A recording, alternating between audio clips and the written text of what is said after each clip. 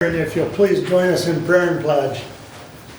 Creator God, we pause before our deliberations today to ask your wisdom and your guidance over the business that we do for the county and the citizens that we represent. Lord, we thank you for this holiday season and the gift of Christmas, and we ask for your continued blessing in the coming year. In your name, amen. Amen. I pledge allegiance to the flag of the United States of America and to the republic for which it stands, one nation, under God, indivisible, with liberty and justice for all. Thank you. I have a first call out to the public. Would anyone like to address the board at this time? Morning. I just morning. wanted to present to the commissioners, I was awarded yesterday, Veteran of the Month by Congressman Walberg's office. He came down here and they had a little ceremony, and this flag was flown over the Capitol. And I got a little certificate here. So, Congratulations. thank you. Thank you, Renee. Any questions?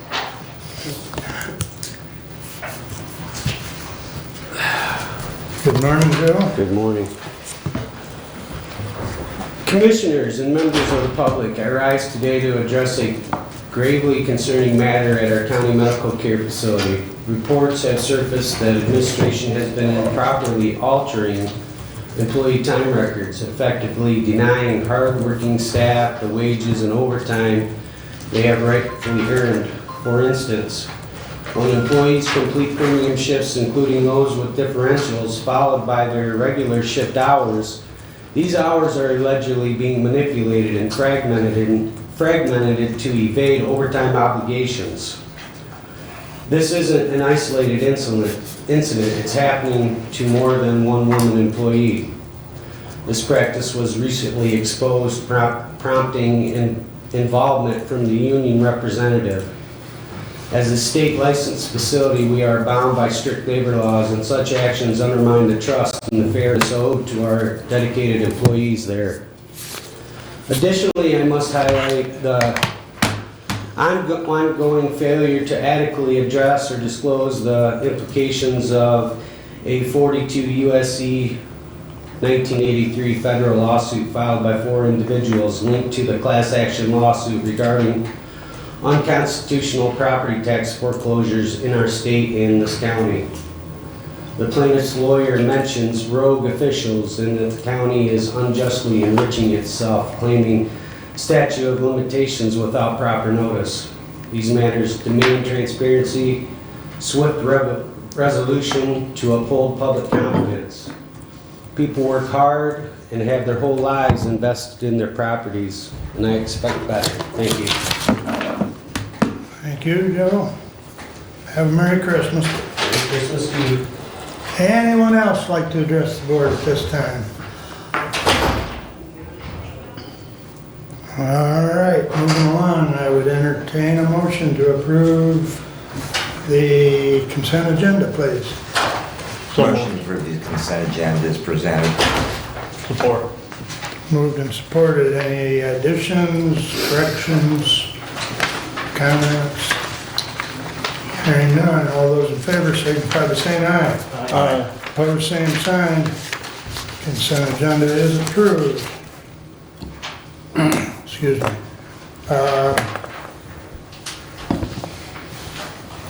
Correspondence is listed. Just a comment if I may, Commissioner. Yes, you may. I believe there was, one of the correspondence in there, Commissioner Ingles, was something from the parks regarding the recreation plan. The language in that says Parks Commission. They truly need to update that. They are not a Parks Commission, they are a Board of Parks trustee. And so if you would make sure to bring that, because that we operate underneath, I believe, the 1913 statute that defines it as trustees, not a commission. So. Right. In addition, regarding that resolution that's in our packet, we did not get the signed version that resulted in their vote. It will be coming to us as one of the items that we do need to approve we are not prepared to do that today. And as you say, there needs to be some word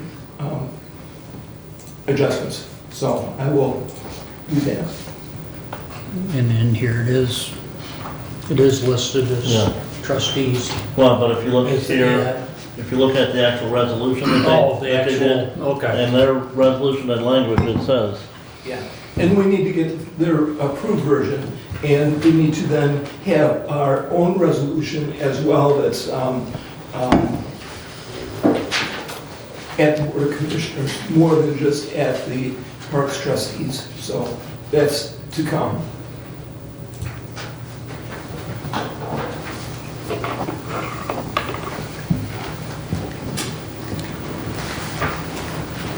Did you, Doug, just curious, did you provide that for correspondence?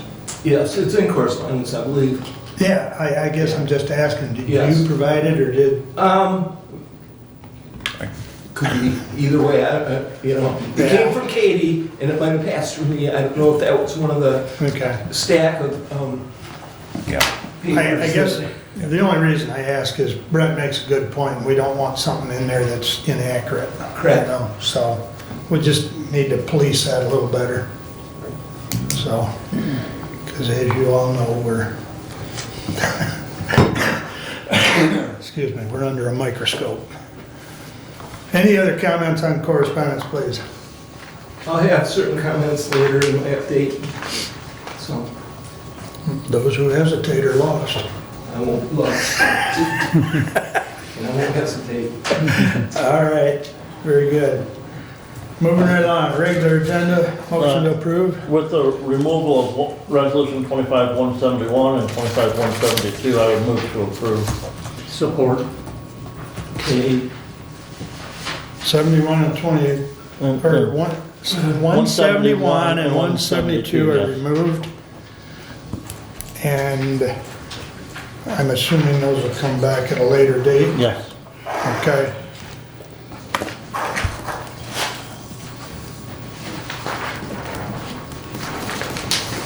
They will most likely need to be removed, or renumbered. So, just so everybody's aware. 26s and. Yeah. Exactly. All right. And I guess just as one further comment, much as we've talked about the contracts, if those are ready, we could add them as an action item for the January 2nd. I would like to handle most of that business, really is almost a consent, so I would. Oh, the in my ambulance prep- contracts? Pardon me? The ambulance contracts? No, as, that we do on the third, anything that we do on the third. Second. Second. Or second, yes, I'm sorry, yeah. Okay. So, You and that would be my preference, that, you and I can talk about that Yes. when we put that packet together. very good. So, because we've got a couple other things we need to work on that. And that would still, timing wise, that would still allow, because I believe the payment date is the 15th of the month, so that would still allow. Correct. A timely payment to those agencies. Absolutely. That's really where I was going, is Yeah. we need to make Yeah. sure those payments are, appreciate that. All right. Any other comments on the regular agenda? I suppose we should vote on the amended version with the pulling of those two. Everybody in favor of the amendment? Say aye. I don't believe that was it. Well, That was just part of just it. pulled motion to approve with those removed. Yeah, it was Okay. one motion. I'll accept that then. All in favor of the agenda with those two removed, signify by saying aye. Aye. Opposed, same sign. All right. Our standing order item today is a public hearing at 10 a.m., so we will proceed with other items until that point in time. So that brings us up to Mr. Collins. Now, I'll start out with my resolution 25-159, Senior Center Board contract. To the Honorable Board of Commissioners, we authorize Mark Wiley, Chairman of the Board of Commissioners, and Abe Dane, Hillsdale County Clerk, to sign an agreement between the County of Hillsdale and the Hillsdale County Senior Center, Inc., DBA Perennial Park, for the term of January 1st, 2026 through December 31st, 2023. 32. 32, excuse me. Jesus, Pete. And this is, I don't know how you want me to word this, contingent on the community, or the senior center board meeting on January 27th and approving this part of the contract. Both attorneys, our attorney, Attorney Thompson looked at it. If I may. Okay, oh yeah, we got it. Support. Yeah, sorry. Thank you. Got a little ahead of myself. You may continue though, now that we've got the support. Do we need a second? Brent did. Okay, Attorney Thompson did look at this and he approved it with minor changes. He did add in there a section of XVI, which is concerning the, I guess I should have had it there. Taxes, benefits, and expenses. Huh? Taxes, benefits, and Yeah, expenses. taxes, benefits and things. And he added that, the senior center board's attorney said it wasn't necessary, but did not say it needed to be removed. In talking with Daniel and Maggie, they said they're okay with leaving it in there and seeing what the senior center board has to say. It's, the only reason I'm hesitant is because our attorney's the one that added it, and their attorney's the one that says it's unnecessary, but they didn't say it needed to be removed. And also he put in there that this contract will be an agreement for 6 years, and it will automatically renew unless one of the parties has a problem with it and renewing in 6 years, and then they can give 60 days notice and we can go back and do a new contract. And that's about all our attorney added, and their attorney just approved what we have. And that's all I have on it. And like I say, we don't meet till January 27th. Commissioner, can you point out where the 6 years is? It's in the shoe. Turn 2, number 2. Okay. Number 2 or II. Thank you. It's in the, starts at the end of the second Got paragraph. it, got it. Thank you. Or end of the second sentence, I should say. Any further discussion? Go ahead, Brad. Thank you. I am going to be voting against this. I just want to echo that my previous comments. I'm still uncomfortable, even though with the provision, Commissioner Collins, I do appreciate your efforts to work with the attorney. To have the 6 year and the 6 year, my concern is that the obligation of future boards, additionally speaking to basically this returns to the previous millage language, which was modified to allow the Board of Commissioners to determine where the senior funds go to, and it simply, if we take in a penny, it then obligates the county to then remit those funds to the senior center. I do feel that ties the hands of future boards to contract for other programming. Nothing against the senior center, throwing no shade whatsoever, but again, my concern is, in particular, the length of this and what a future board might look like, what they might wish to do in regards to programming, and I am still uncomfortable with what this does, and so I will be a no vote. Thank you. Any other comments? Roll call vote, please. Commissioner Ingles, Yes. Commissioner Collins, Yes. Commissioner Wiley, Yes. Commissioner Benzing, No. Commissioner Leininger. Yeah, Passes 4 to 1. Please continue, Kevin. Okay, at my LDFA meeting in Jonesville, there was a EDP showed up for their talk, and they were asking for $4,000 for the housing study that they are doing. And they're getting it from all of the cities. From Litchfield, they received it, from Tifa and Hillsdale and Reading. And this helped out our LDFA because we had already, prior to this year, set aside $25,000 to do a housing study on our own. This came up, we only had to take $4,000 out. So it saved Jonesville some money. And in my Board of Health meeting, they approved the director's contract.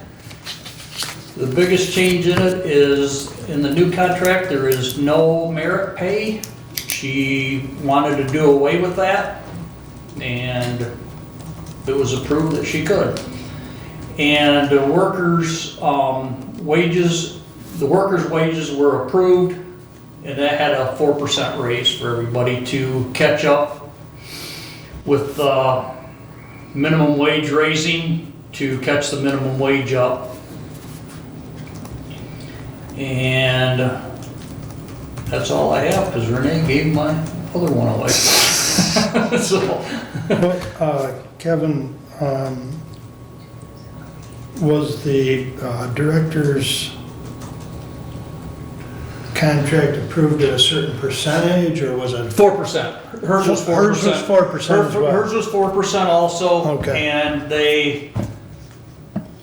she used to get a merit bonus. Right. That was $5,000, and she wanted to do away with that. And so we just went to the 4%, Okay. So what the county And got, that was added into- what the people got. What was the term on that? Did you say it, or did I miss that? Is it a 3-year contract? Yeah. Okay. Yeah. Okay, thank you. Any other questions for Kevin? I will just say, in regards to that, her contract is written so that whatever the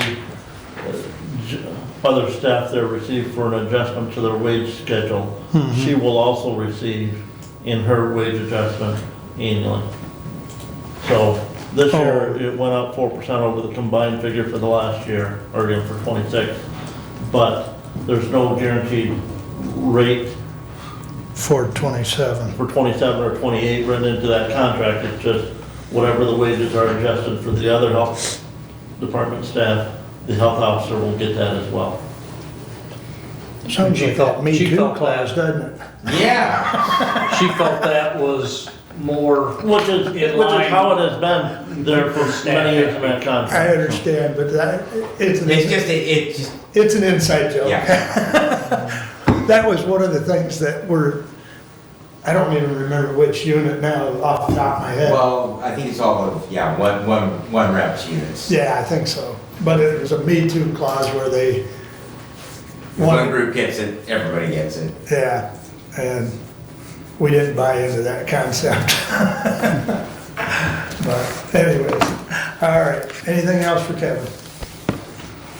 All right, Brad, you're up next, sir. All right, yeah, action, I am going to have a motion though at the conclusion of my report, so stand by, Clerk Dane. All right, the County Medical Control met on December the 9th. They will begin working on countywide dispatch protocol right after the first of the year. They did set the 2026 meeting dates. They are February the 5th, May the 7th, August the 6th, October the 8th, and December the 3rd. Meetings will be held at 10 a.m. and they are going to be held here in the Board of Commissioners room because the EOC out of Central Dispatch, where we have been meeting for the last couple of years, at least for the first half of the year, will be tied up with the radio project. And so consequently, they asked if they could use this space here. And thank you, Clerk Dane, for seeing that that got on the calendar, reserving for those times. Those meetings are subject to the Open Meetings Act, And I would like to ask that we allow for the posting of the schedule of that meetings like we do with other public bodies at the entrance to this building. That just simply places it in compliance in regards to their meetings being here. Of course, their main office is at the hospital, and so you're looking at the Commissioner Leininger. The Open Meetings Act only requires posting of those annual meetings at their office. It doesn't require. I do understand that, but we have had some discussion in the past, and so like I say, I'm just simply asking that we allow for it to be posted on our bulletin board downstairs. The 911 board met on the 19th. Litchfield Tower is almost complete, and they ran into some crane problems, so they will be back shortly and get that the rest of the way up. Still have 4 sections. Yep. It's almost there. So the shelters have been delivered to all 3 sites. Those had like a 6-month lead time. Kind of interesting. They're all prefabbed, all rigged when they come. And that is where all the radio equipment will then go into. And but those have all been delivered now. They will be working very shortly to get the fencing up around those sites so they can be secured. And by the end of January, we should have electricity to all 3 sites. They are planning on a train the trainer sometime in the first part of the year, probably in March, for all the departments. One thing that has come to light is a 3-day training, and particularly in regards to our fire departments that don't necessarily have full-time employees. That may be a bit of a burden to ask them to take 3 days out of their life to be able to participate in that. And just a reminder that Director Whitaker, I believe that he emailed all of the commissioners, but Director Whitaker is on vacation through the New Year's holiday, so he will be back to work the first week of January. At department heads meeting, the jail was at 82 inmates. The clerk's office is busily working at lightening the burden in the attic with some old juvenile files. They're trying to get those cleared up. The emergency management department is conducting school evaluations, and they met with the Hillsdale City BPU. Good news, perhaps a sign that either A, that we're catching up wage-wise, or the economy is a little softer than it was a couple of years ago. But the prosecutor's office is fully staffed. That is good news. And Drain said that they had the busiest year in the 19 years that Matt has been working there in the Drain Commission office. Circuit Court has a new court reporter, and their docket is incredibly busy.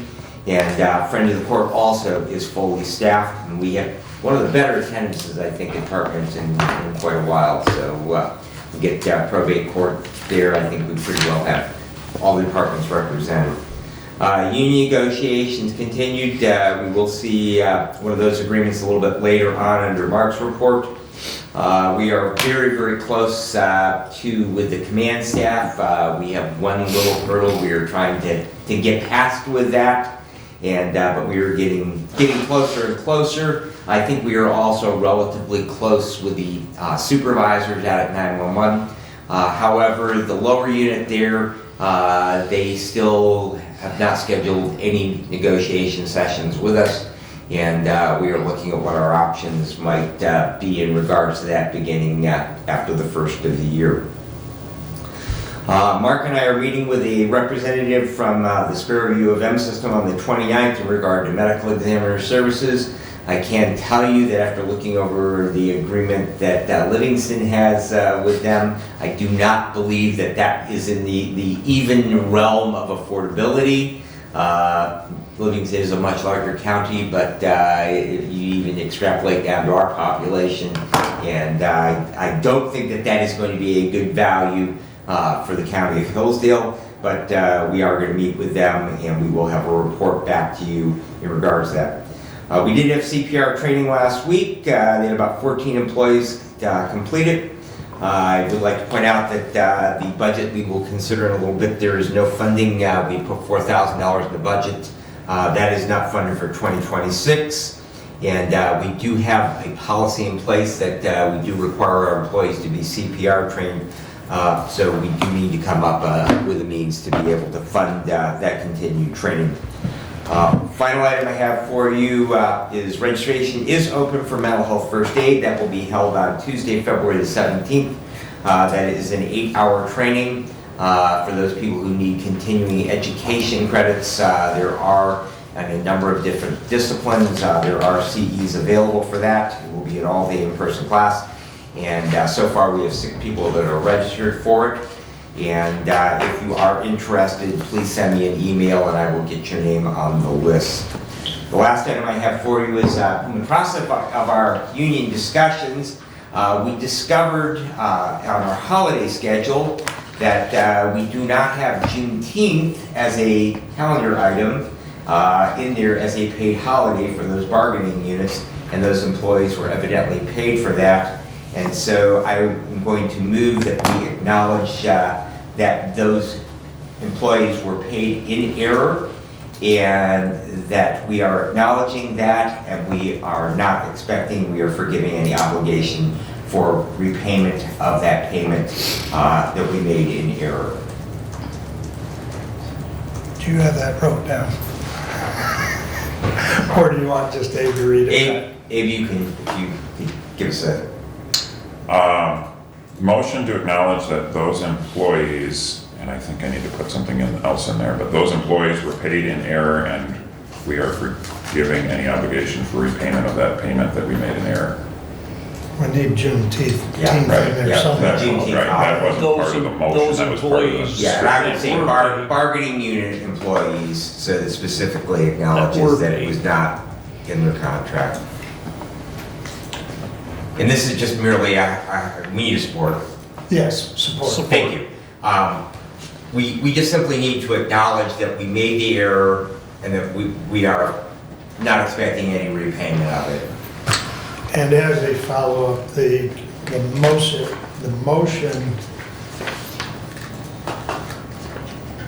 is basically a recommendation by council. Correct.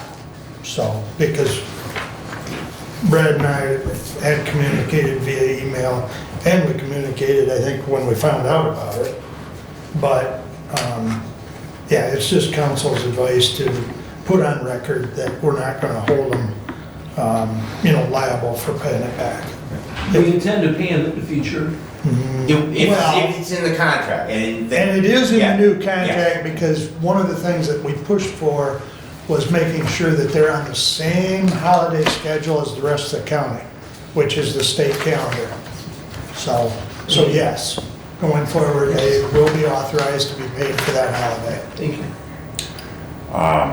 Can I reread how I have it now? Sure. I cleaned it up a little bit, Okay. and then, was it Kevin that you seconded it? I didn't catch that. I did, He did. yeah.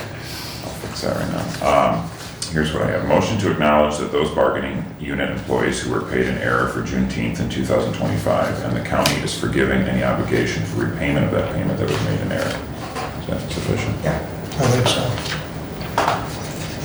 Any questions? Comments? Would you like a roll call or just a voice? I think voice vote's good on this. Very good. All in favor signify by saying aye. Aye. Opposed, same sign. Do you want a follow-up resolution and consent on that? As long as the minutes reflect that, I think that will, Be adequate? yeah. Okay. Just want to make sure that the Yeah, maker of the as motion long is... as it's in the minutes, we just simply need to acknowledge that it happened, and Correct. we are not expecting repayment. And I I think that meets the burden of what Greg had asked of us. concur. All right.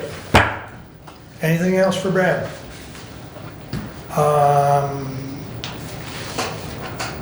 Kind of a comment, and I want your take on it. You indicated the three-day training might be a little burdensome for some of the fire, possibly police, etc.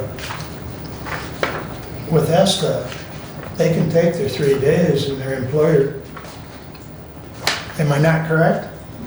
If they have the time, Yeah. and, if they have the time, and like from my, and I'm not involved in it, but just using myself as an example. Right. Basically that, a significant portion of my work stops if I'm not there. So, So, Yeah. so So, you know, if you had a self-employed individual Right, right. or an individual who worked for a very small business, Right. it could create an undue burden. And so I don't disagree that, you know, yes, you can take time off, although I don't believe that would be qualifying under ESTA, but yes, Yeah, it's pretty much taking the time off. okay. So, but Yeah, it is a little problematic, but I'm sure we'll work through it one way or another. Yeah, Some right. night classes or something. I am sure that they will improvise, adapt, and overcome, so. Exactly.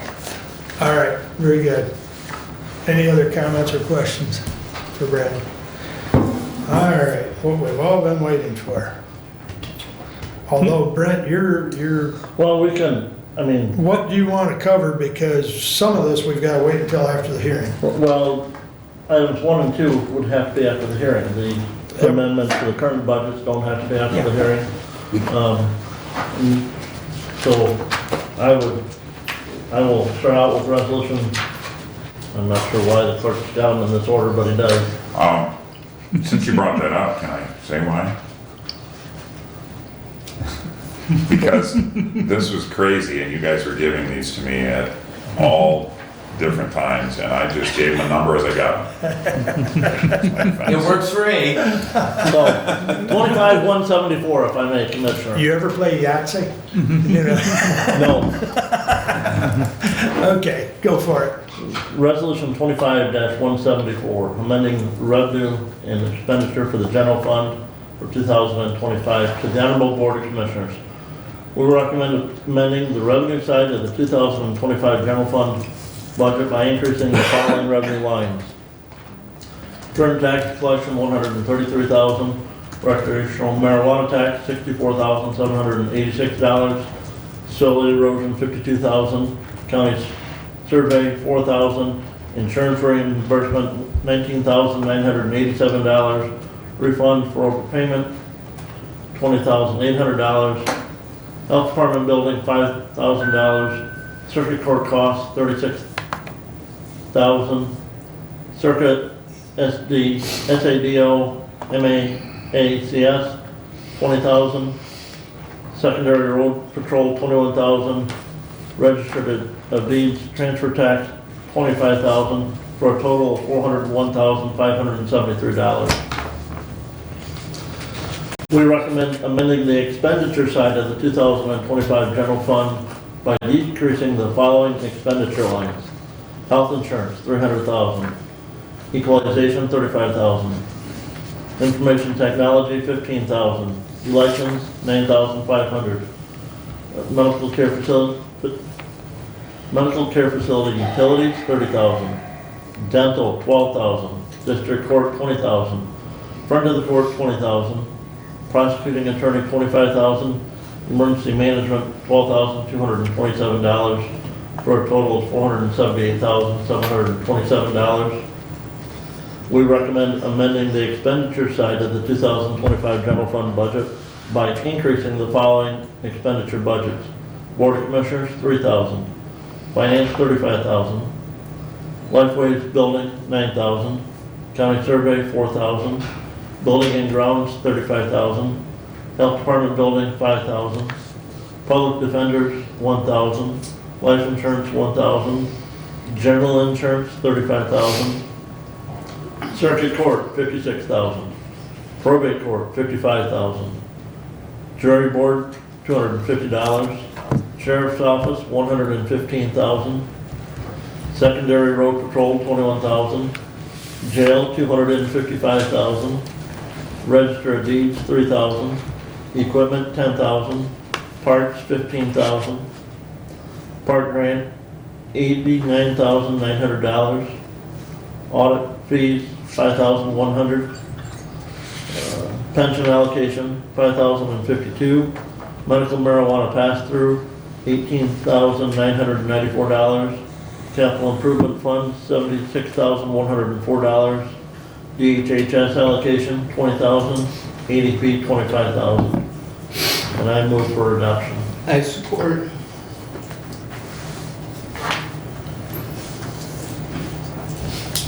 These are all worked through by the finance director. his recommendations based on where we anticipate being at here next week after all the bills are paid on the current line item budget, so. And he is here if you have any questions of him. And you'll notice some of these are, you know, the health department building revenue's going up 5,000, the expenses going up 5,000 as well, because that is a direct expense reimbursement from the health department and anything that we expend on that building. Anyone have any questions, or anyone want to ask Derek a question? Does he need to come to the podium at this time? Looks pretty straightforward, and the numbers do equal or zero out, which is always important. All I right. did have one question. Go ahead. Commissioner Langer, the recreational marijuana tax increase, I think is one license. Where did we have the additional license from, do you know? That was based on where we had budgeted at, Okay, you know, for the Right. fiscal year, because that money came in February. February, early March, 1st of March, end of February, 1st of Okay. March. And from where we had budgeted, anticipating where we were gonna get that revenue in at, it came in above Okay. that, so this is just Right. reflecting that. okay. Because like I say, that is about one license, so that was a difference in that. Well, you know, we can, in the budgeting process, we estimate where we think, you know, Right, that payment per licensee is gonna Yep. be at. yep, understood, thank you. All right, any other questions or comments on 25-174? If not, we'll do a roll call, please. Commissioner Collins? Yes. Commissioner Wiley? Yes? Commissioner Benzing? Yes, Commissioner Langer? Yes. Commissioner Ingalls? Yes. Passes 5-0 unless I misheard. All right, please continue. My next action item is 25-173. To the Honorable Board of Commissioners, we authorize approval of the attached special revenue budget amendments. These amendments reflect changes that took place throughout the fiscal year to various funds, including various grant funds, and I move for adoption. I second. And if you were to look at the attachments, I just noticed this last night, the first page doesn't say what that page is for, but that is the park fund. The first two pages reflect the Fund 210, the ambulance fund, which is the ambulance millage monies. Fund 214, the senior citizen fund, which is the senior citizen millage. 218, the community corrections grant. 222, community mental health fund, which deals with the mental health millage that we bring in. Fund 263, the concealed pistol licensing fund. Fund 266, the law enforcement training fund. 269, the county law library fund. 271, the jail reimbursement program. 282, the sheriff continuing professional education fund. 286, the sheriff canine fund. 287, the opioid settlement fund. 301, the debt retirement fund. 401, the construction bond project fund. 705, the Hillsdale County CDBG program income fund. And 801, the drain fund. And 841, the lake level fund. Those are all part of that special revenue amendment.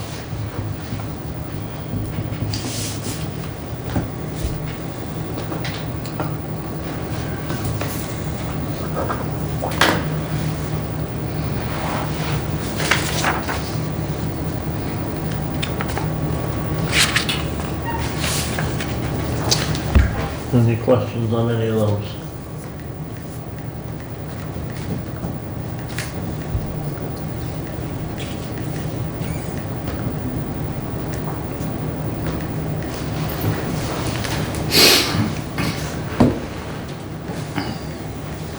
Any comments or questions before we do a roll call? Hearing none, roll call please. Commissioner Wiley? Yes. Commissioner Benson? Yes. Commissioner Leininger? Yes. Commissioner Ingles? Yes. Commissioner Collins? Yes.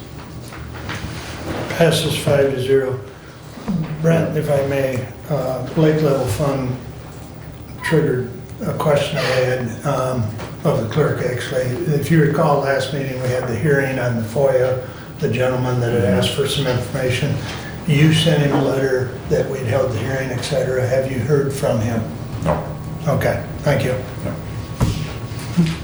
So we've done everything that we were required to do, is reason for bringing that up. And the individual has not responded, but we've done our part. So, all right, please continue. Okay. Well, again, my other two action items have to come after our public hearing, so we will hold off on those. We had a special Wellwise board meeting last week, Thursday, to approve the new collective bargaining agreement there between the agency and the Teamsters union that represents some of the staff. That contract, the first year was very depending on the classification of the individual as to what their percent wage increase was. It was anywhere from a 7.2% increase to a 12% increase because there was a flat dollar figure applied to each. And it varied depending on the classification as to the exact amount of increase. The next 2 years is a 3.5% increase in that contract on each of the years. So that was approved by the board at our meeting last week, Thursday. As Commissioner Collins said, we had a Board of Health meeting. We did pass through those contracts for the health officer and adjusted the wage schedule there for the staff as well. And I'm not sure Wright Township if they're going to, when they're going to look at trying to redo their road millage that was defeated in November of this last year. They will look to do that because without that road millage money, it's hard to come up with a match to help in some of those projects that the road commission is looking at doing. And especially down there, hearing some of the road commission stuff, there's 2 major bridges that are going to be worked on in the next 3 or 4 years down there in Wright Township, and the township has to at least match, I believe, 5% on each of those bridges, and the one is north of $3 million to do the Now, the bridge. lion's share of that comes from federal dollars, doesn't it? It does, but Okay. the local still has to match 3%, and you take a $3+ million bridge at 5%. Yep. Which Allen Township found out on the Hog Creek Bridge, you may recall. That was a big bite to them. I know, but it's a real nice bridge. Yeah, Timber, Yeah, it's timber bridge. yeah. The drain commissioner still has the one petition project in Wright Township in the village of Waldron on the Boyd Drain, and talking with him, they're having a pre-bid meeting, I believe he said on the 8th or 9th of January. To meet with contractors, so interested in, with January 8th, Thursday the 8th, so. And then bids will be due sometime after that, so, and that work will be done this summer. That's all I have at this time. Wellwise is still looking for a CFO, correct? Or did they hire one? Well, we had a CFO that we hired just about a year ago, Yeah, who just gave the resignation, and now they are looking for a CFO again. okay. Little birdie told me. But Yeah, it's gonna be a tough spot to fill at the posted wage. and I haven't seen that posted wage right now. We had, prior to hiring that individual directly, we had contracted for CFO services with Financial One. Hired this individual from Financial One. and to pay a substantial fee to Financial One for hiring one of their employees. And now they want to go and work for themselves, so, Okay. All yeah. right. Any other questions or comments for Brent? Of course, he'll be back up in a little bit. We've got 15 minutes. Doug, your turn up in your report, sir. Cut me off when you need to. Well, I hope you're not gonna report for a whole 15 minutes. I got But you have the floor, a sir. couple items here. Go for it. So I would like to just say that the EDP did meet 2 weeks ago. The director's report is in correspondence with information on the Housing Study Commission, also STEM camp that they held, and Manufacturing Day, which was very successful. The Housing Study Commission did meet last Monday at Hillsdale City Hall.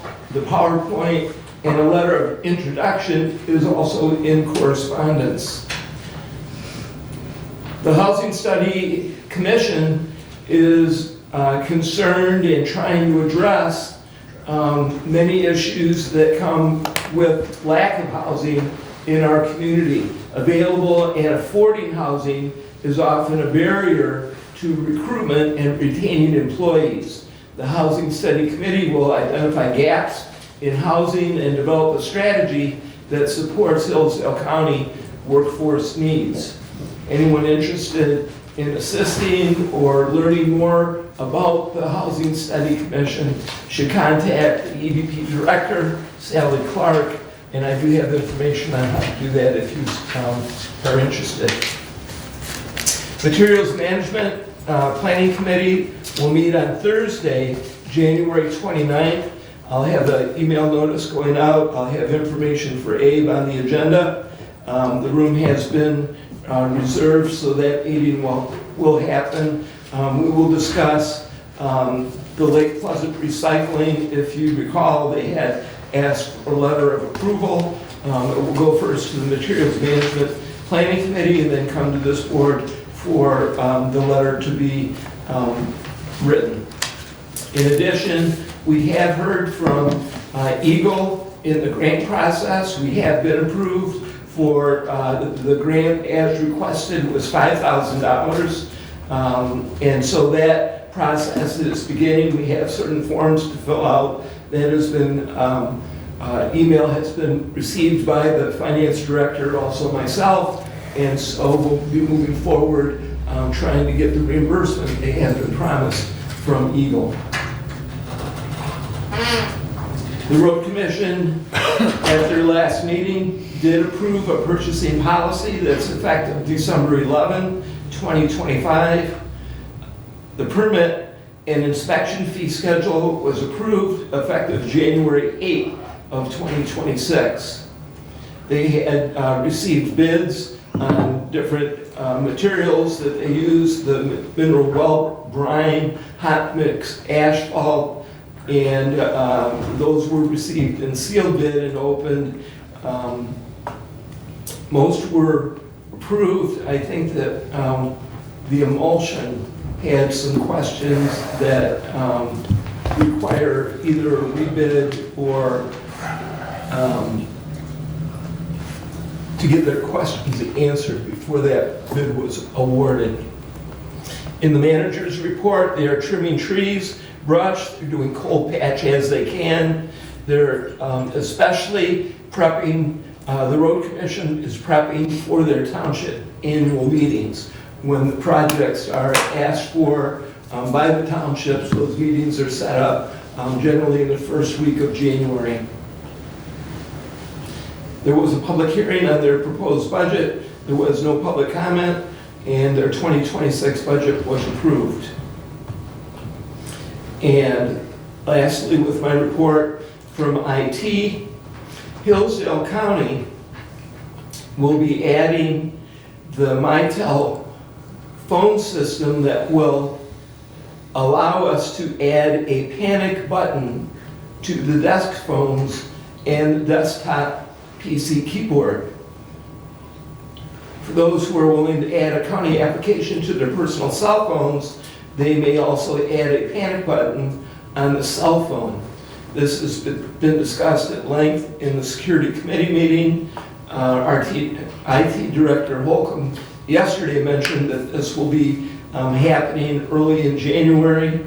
And if you have any further questions, please do ask and stay tuned.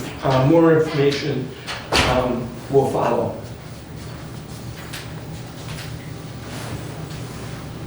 And that completes my report for right now. If you have any questions, please ask.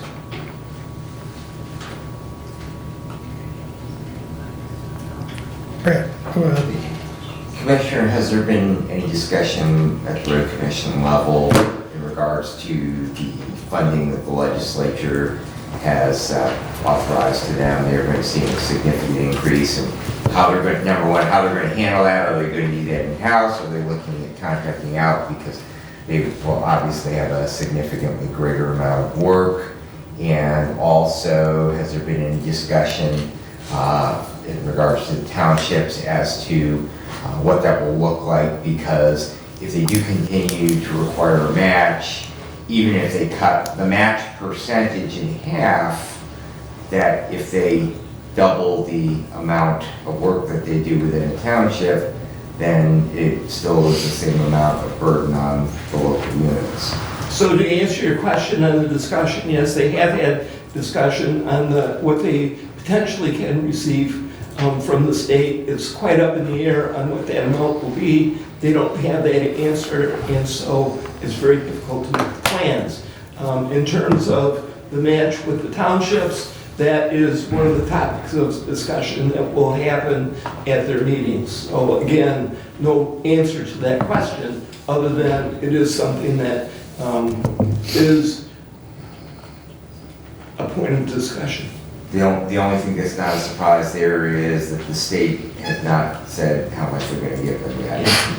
Yeah, and so as a result, you know, a lot of different numbers have been floated, and you know, perhaps Commissioner Leininger might know a little bit more, you know, but they don't have an answer to what they're going to receive. Right, and the key in that is some of those changes that were made were to change the sales tax on fuel, to take sales tax off fuel and to increase the fuel tax. That's not effective until January 1st of 2026. And when that money will then start filtering, additional revenue will start filtering through the system because it's still based on gallons of fuel sold in each county and many other factors that determine that payment underneath the Act 51 to the local units. It's going to be a while before they see any increase in that. The same with the excise tax on marijuana. That's not effective until January 1st. There has not been any court order to stay that. But just then, and depending on when those entities will file and remit that tax to the state, as to then when that will then start to be able to be distributed out by the Department of Treasury through the Act 51 proceeds. So there's many moving parts and nobody knows exactly. I mean, there's estimates that they're going to see about a third more revenue than what they had been seeing, but exactly when that's going to hit is still up in the air.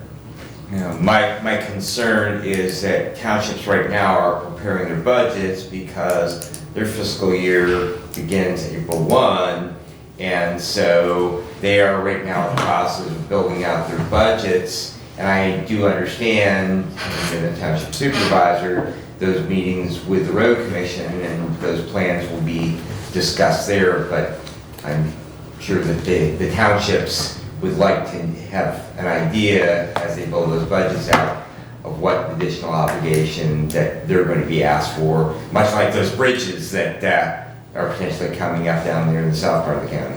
Yeah, so until there's some idea, you know, on what those dollars are, you know, not only is it difficult for the townships to make those plans, it's difficult for the road commission to come up with projects, you know. And I believe Commissioner, the road commission has already approved their match percentage for the townships for Yes. 26, which was the same as what they had Yes. for 25. Yes, So they haven't changed that. correct.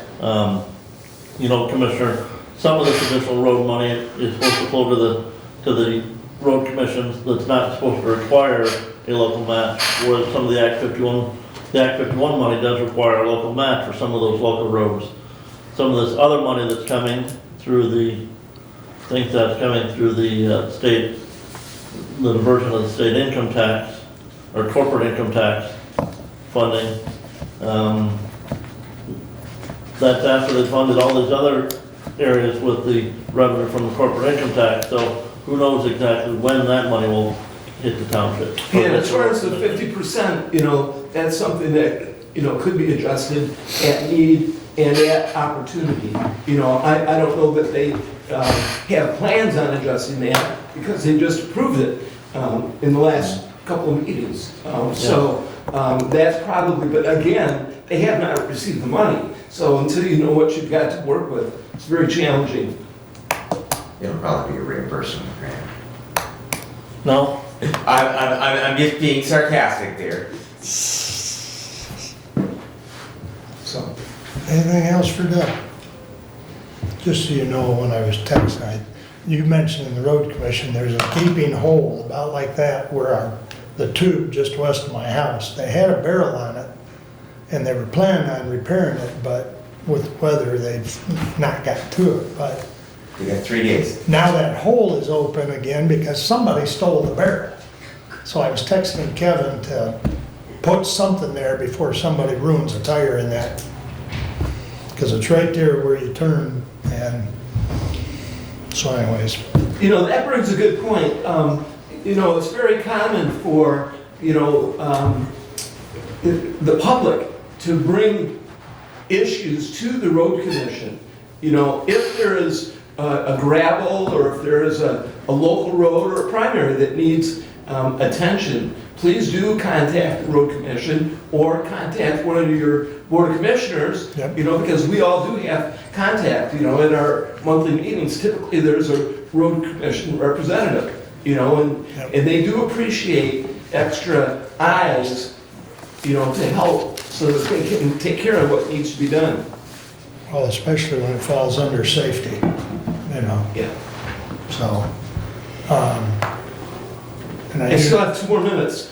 I know they've got a form that if you call the office, they fill out a form. So Yeah. that when you, so.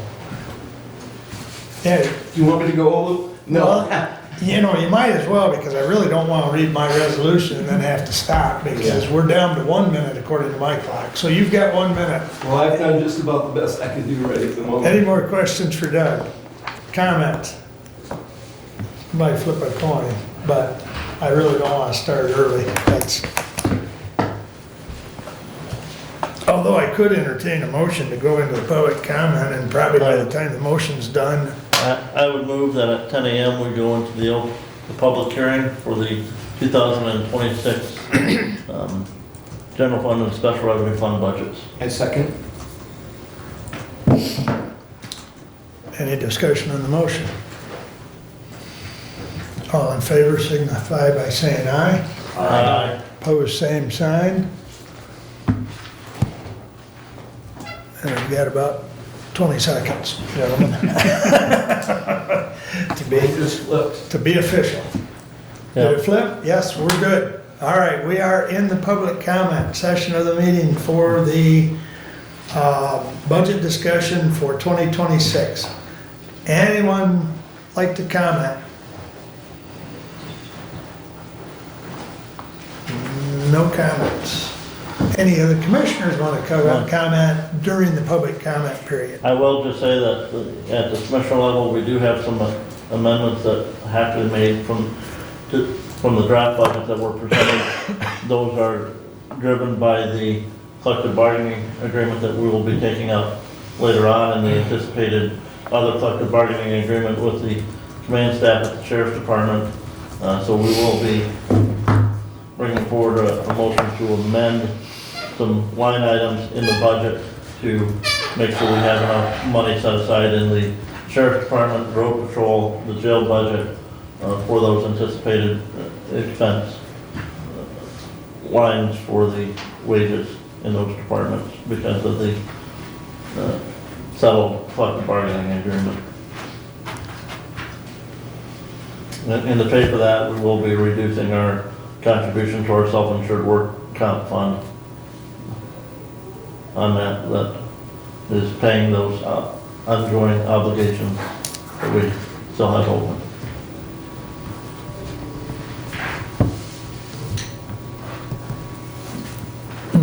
Excuse me.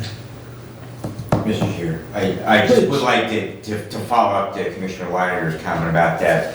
It was greatly appreciated to have the finance director as part of our mediation sessions because he could do real-time calculations in regards to as the mediator was shuttling back and forth between the two groups. And so, Derek, thank you very much, and thank you to the budget committee for having him at our disposal for that. Like I say, I'm sure Commissioner Wiley will agree that that was a huge help.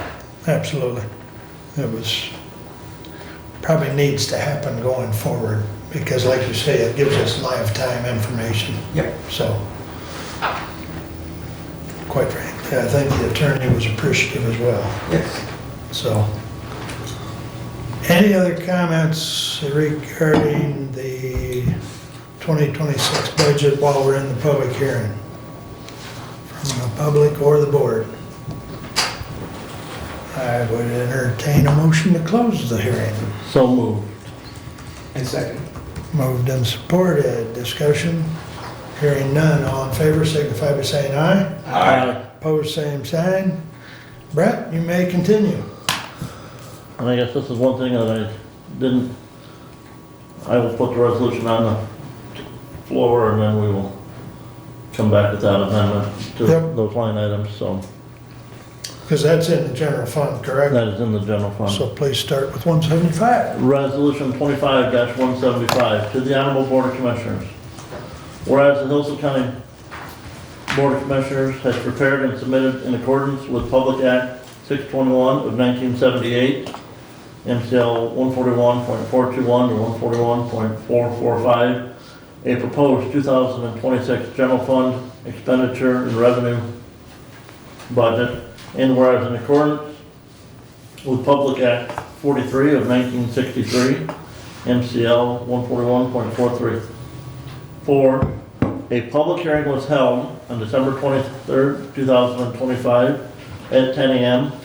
for the purpose of reviewing the proposed 2026 general fund budget, and whereas it is the intent of the Hillsdale County Board of Commissioners to levy property tax millage in 2026 as follows: county operating 4.8074, medical care facility 0.5940, senior services 0.9888, ambulance services 0.9900, mental health 0.4851, medical care facility voted debt 0.2230, and emergency communication system voted debt 0.9910, subject to reduction for the Constitution. Now therefore be it resolved, the Hillsdale County Board of Commissioners hereby approves the following budget appropriation for the budgetary centers within the general fund.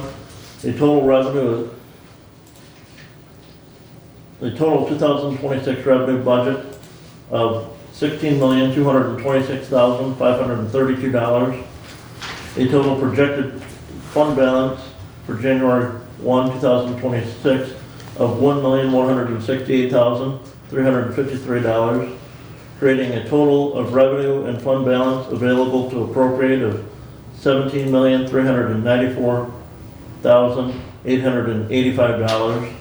Furthermore, an expenditure budget of $16,226,532, leaving a projected 2026 year-end fund balance of $1,168,353. All monies herein appropriated shall be expended in conformity with statutory provisions pertaining thereto and rules, regulations, and resolutions adopted by this board or applicable. And all appropriations, transfers out, shall be made on a demonstrated need basis on schedule as recommended by the Budget Committee. And be it further resolved that the individual department budgets and budgetary centers are appropriated on a department/activity level basis with the exception of all wage, salary, and fringe line items as approved by this board. And be it further resolved that effective January 1, 2026, the Hillsdale County Board of Commissioners hereby authorizes the following: that the general fund department heads and elected officials shall not expend funds greater than the total approved for their total department level budget. That the finance manager, with the exception of salary, employee fringe benefits, contractual labor, and capital outlay items, shall have the authority to transfer up to $25,000 between line items within budgetary centers in each fund, as not to overexpend total budgetary center amounts. All transfers are to be brought before the Board of Commissioners as an item for information explaining the reason for the transfer. That the payment of any bill or charge from any budgetary center line item that will create a departmental activity level deficit is prohibited from being processed until such general fund department heads submits a complete request to the finance manager and gains approval from the finance manager and county board of commissioners. That the county finance manager and county treasurer shall have the authority to create general fund and special fund line item numbers as needed for the purpose of budgetary and accounting maintenance, with the exception that any additional appropriations to the newly created line items shall require approval from the Hillsdale County Board of Commissioners, and that the county finance manager and county treasurer shall have the authority to make appropriate transfers to balance the general fund and special fund budget line items for fiscal year 26 prior to the completion of the 2026 fiscal year audit. Be it resolved that this General Fund Appropriation Act is hereby approved on December 23rd, 2025, and I move for adoption. I support. Item 3. When you read it, the last sentence there, gains approval from the finance manager, you read it with and county And commission. it says or, and I, So do you want it and or do you want it or? no, it is or. Okay, I just wanted to make sure because Yeah. as we know, words matter. Yeah, and I'm sorry, I just caught this. I will say, in talking about the millages that'll be levied, Right? the senior center debt millage will not be levied in 2026. Senior center or medical I'm sorry, care? the medical care facility debt millage, Yes, thank you. yes. But yeah, the medical care facility, that is paid off. So does that mean I caught it as I read it there too, so. medical care, so that .2230, that medical care part there needs to be stricken? Well, again. I'm We're going- just not gonna levy, We're not because we gonna- have to spread those. But that will not be levied in 26. That millages will be paid off in May. I think that bond will be paid off in May. If it's not gonna be levied, it shouldn't be in there. For confusion reasons. I would strike it if I could. Yeah, I think So that's if I would move to strike, medical care facility. Amend. I move to amend the resolution by striking medical care facility voted debt, With the 0 point, 0.2230. I'll support that. thank you. Is there any discussion? I do have a couple questions. So, Well, no, just not germane to the motion? no. Okay. I just want to get this, I got it. I want to get this amendment taken care of. Any questions or discussion on the amendment? Hearing none, all those in favor signify by saying aye. Aye. Opposed, same sign. Passes 5-0, the amendment's taken care of. You got one more thing, and then I do. I'm coming back. Commissioner, and again, as we talked in the public hearing that we do need to make some line item adjustments here. So those, I would move to amend the proposed budget by increasing 301 sheriff budget by $24,500. $24,500? $24,500. And that was the what? The 301 sheriff budget.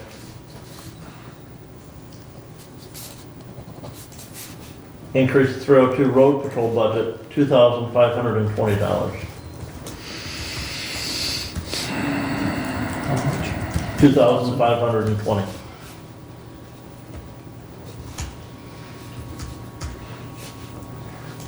Increase the 351 jail budget, $6,470.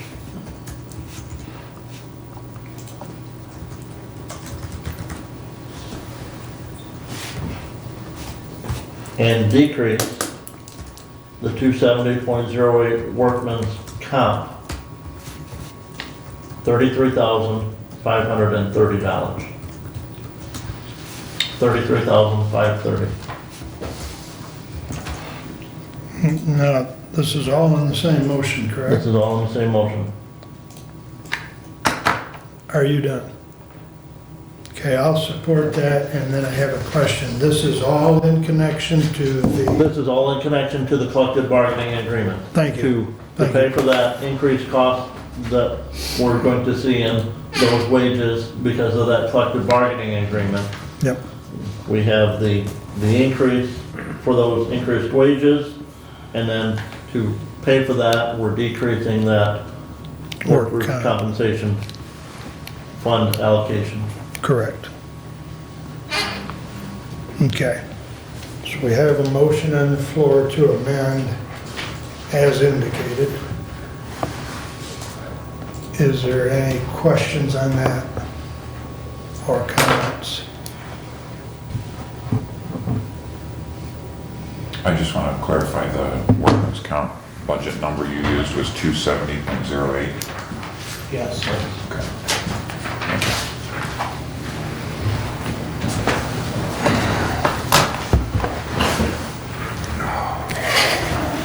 And that total decrease amount in that line item again? 33,530. 33,530. Is that right? Yep. And that should add up to the increases on it. I didn't do the math on that. I trust Derek. Exactly. I left that to the finance director, and he gave me those figures, so. Okay. See, now there's no pennies made anymore. We had to round up or down. All right, any discussion on the motion? All in favor, signify by saying aye. Aye. Opposed, same sign. All right. Doug, you had a comment. Yes, in the resolution on point 1, it says, general fund department heads and elected officials shall not expend funds greater than the total approved for their total department level budget. Well, practicality, that isn't the case. We just got through doing amendments, to adjust for the budget. Some of those, Commissioner, those expenditures, in talking about those amendments that we just did for the 26th, a lot of those are where we're projecting to be once we pay all of the bills for the rest of the fiscal year. So we are not over on those budgetary centers yet. But when we add the last payroll in that we'll be paying here on the 30th, 31st, that will put us over on those line items. And so that's why, Understood. There's potential payroll. Is it the case that is the only reason? well, not the only reason, because there are some of those other lines that we anticipate other expenses coming in that will still put us over on that total. Maybe we haven't exceeded the total so far. Take the circuit court. There have been a large increase in the number of appeals costs that we've been paying at the circuit court, which I think that line item is one of the key reasons for the increase in the circuit court funding that we approved there we haven't yet exceeded the total budget item at the bottom of that account, but by the time we pay those final bills and everything yet this year and the last payroll, that would put us to where we would have exceeded it. That's why we have to make that a budget amendment to make sure that we cover those expenses.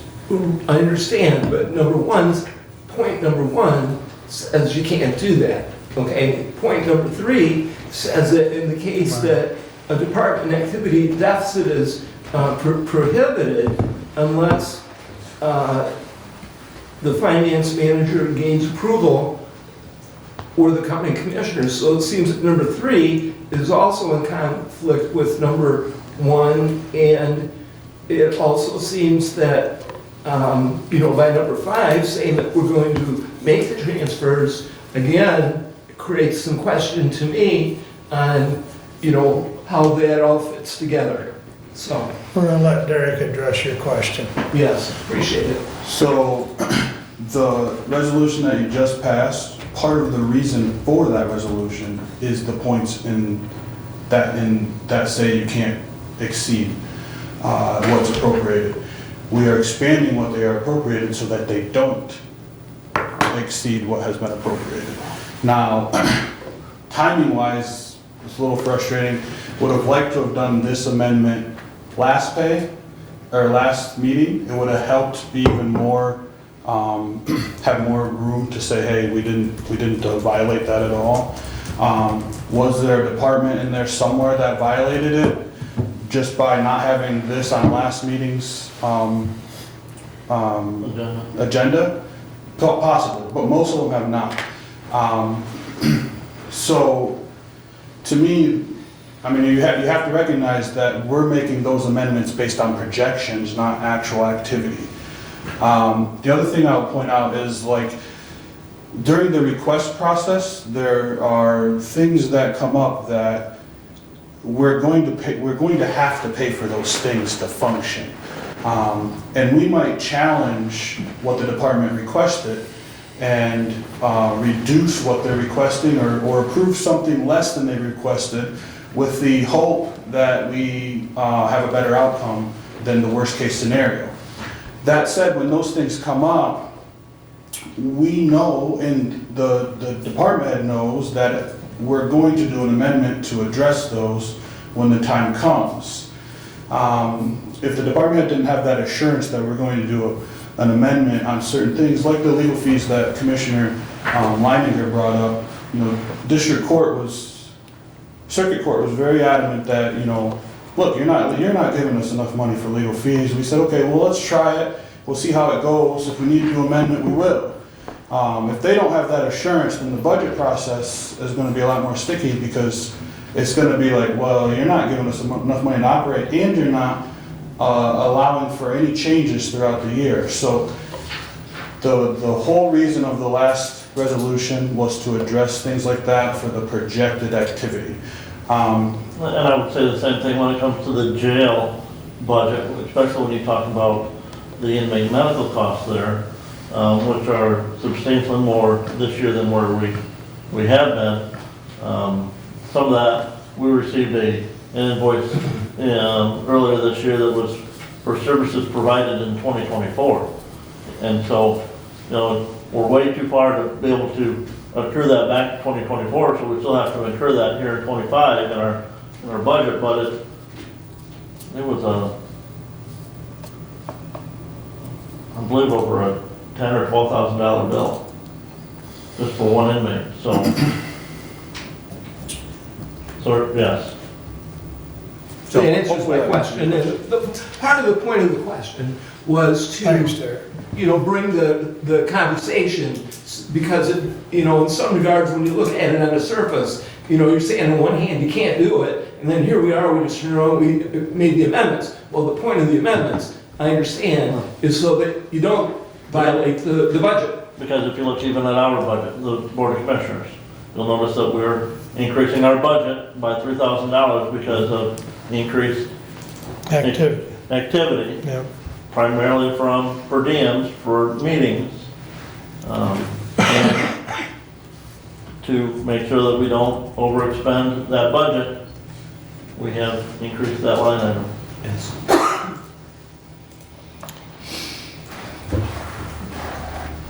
And I might point out that if you look back at previous years, previous resolutions, this is pretty standard language.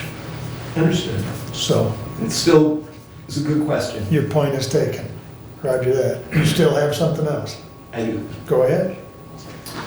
Commissioners, I move to amend the motion by adding $15,718 to the 351 jail activity budget for the jail nurse and transferring $15,718 from Fund 271 Jail Reimbursement Program to the County General Fund.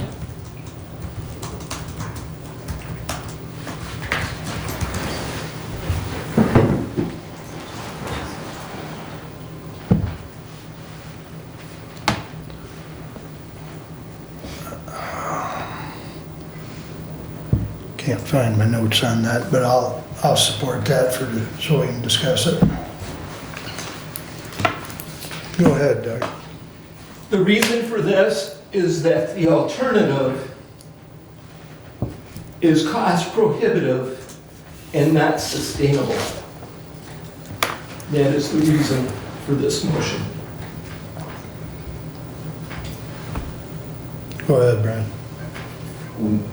Can I ask what that would change the hourly wage at that position? What is it currently and what would it change it to? And if you do know what the equivalent on grade and step would be appreciated. Do you have that, Doug? If not, I'm ready to answer that question. Go ahead. Okay. The 25 rate, grade and step was grade 9, step 5, hourly rate of $30.28. How many? $30.28 Okay. for 2025.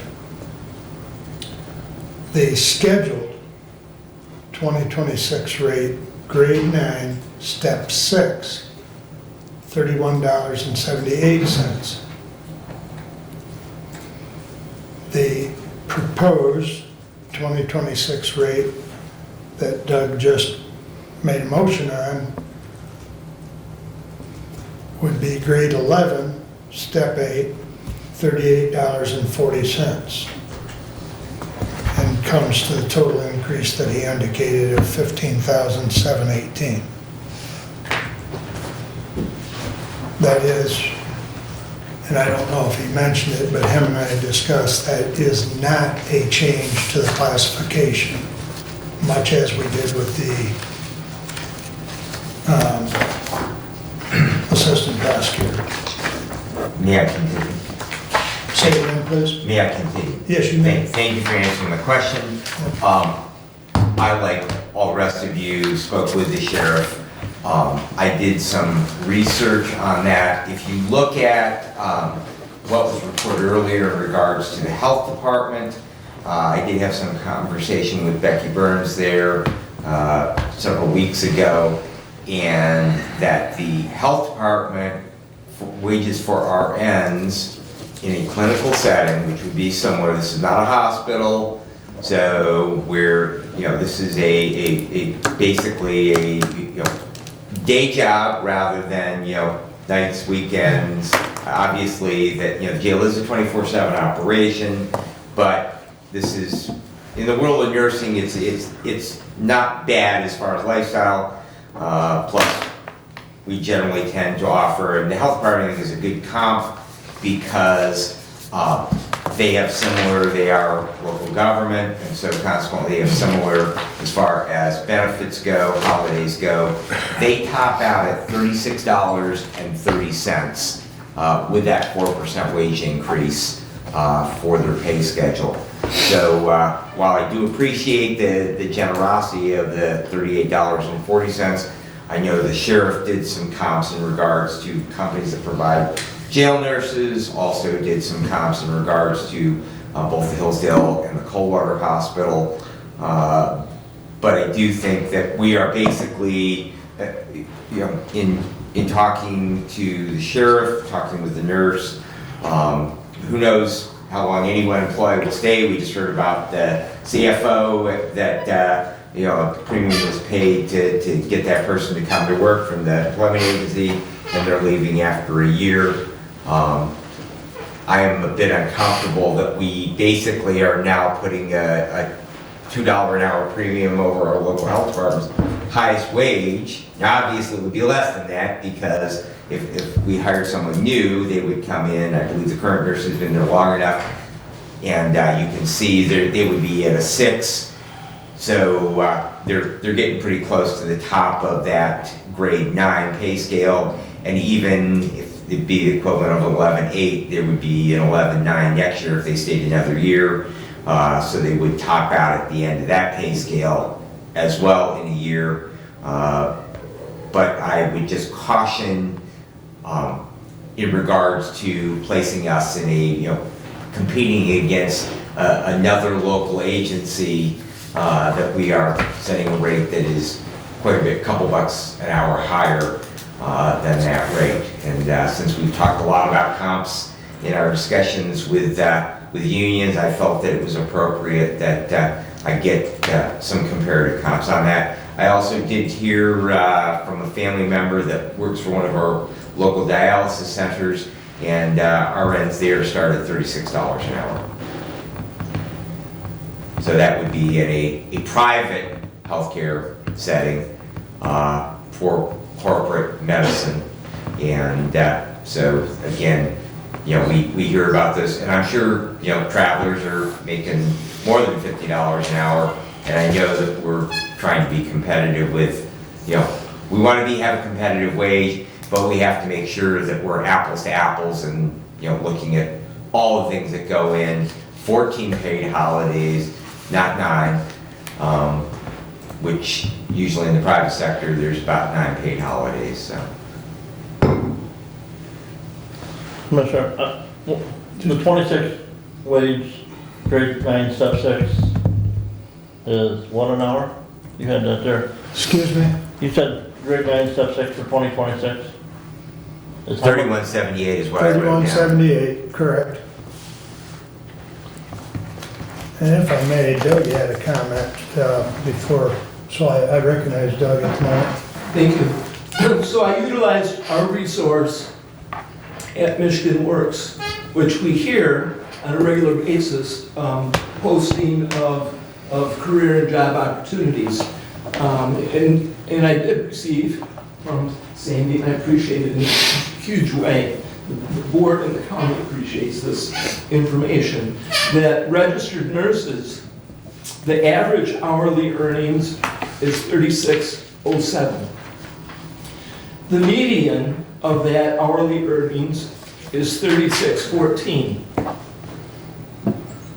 In the 25th percentile, the earnings is $32.39. In the 90th percentile, the hourly earnings is $43.86. So you'll see the range essentially is low end $32.39, high end $43.86, which puts the 38 number somewhere in the middle. And that is information that I received yesterday in an email. It's that current, and it is specifically for registered nurses. If you would like to ask about nurse anesthetists, nurse midwives, nurse practitioners, licensed practical and licensed vocational nurses, health technologists, home health personal care aides, nursing assistants, orderlies, or medical assistants, I have that information as well. The registered nurses is its own category, and that is what I read straight across the line. Low end $32.39, high end $43.86. Go ahead, Kevin. This account that we're taking the money out of to reimburse the general budget, where is that? What is that account? That is a special revenue fund budget, Commissioner, that we're getting money back into that from the state of Michigan for the Hillsdale County, supposed to be reimbursing the county for costs that we have incurred, which we have, for housing inmates at the Hillsdale County Jail and not transferring them to the Department of Corrections. And that's reimbursement money, and that fund currently, the balance is, Approximately 107. No, it's not that currently, I don't think. Is it? It may be. I would have to double check that one again, but It's very close to that. I think the projected activity is well over 200. Projected for 2025 is 123,000. Okay, that was off by, and again, that's, as I said earlier, the increased medical expenses that we've incurred for inmates, it's coming back to the county for some of that. I do have some questions, and I'm gonna ask Mr. Ringman to come up if I can. please. It's probably best, otherwise Because I'll get a nasty gram from the IT director that I'm not having people at the podium. I believe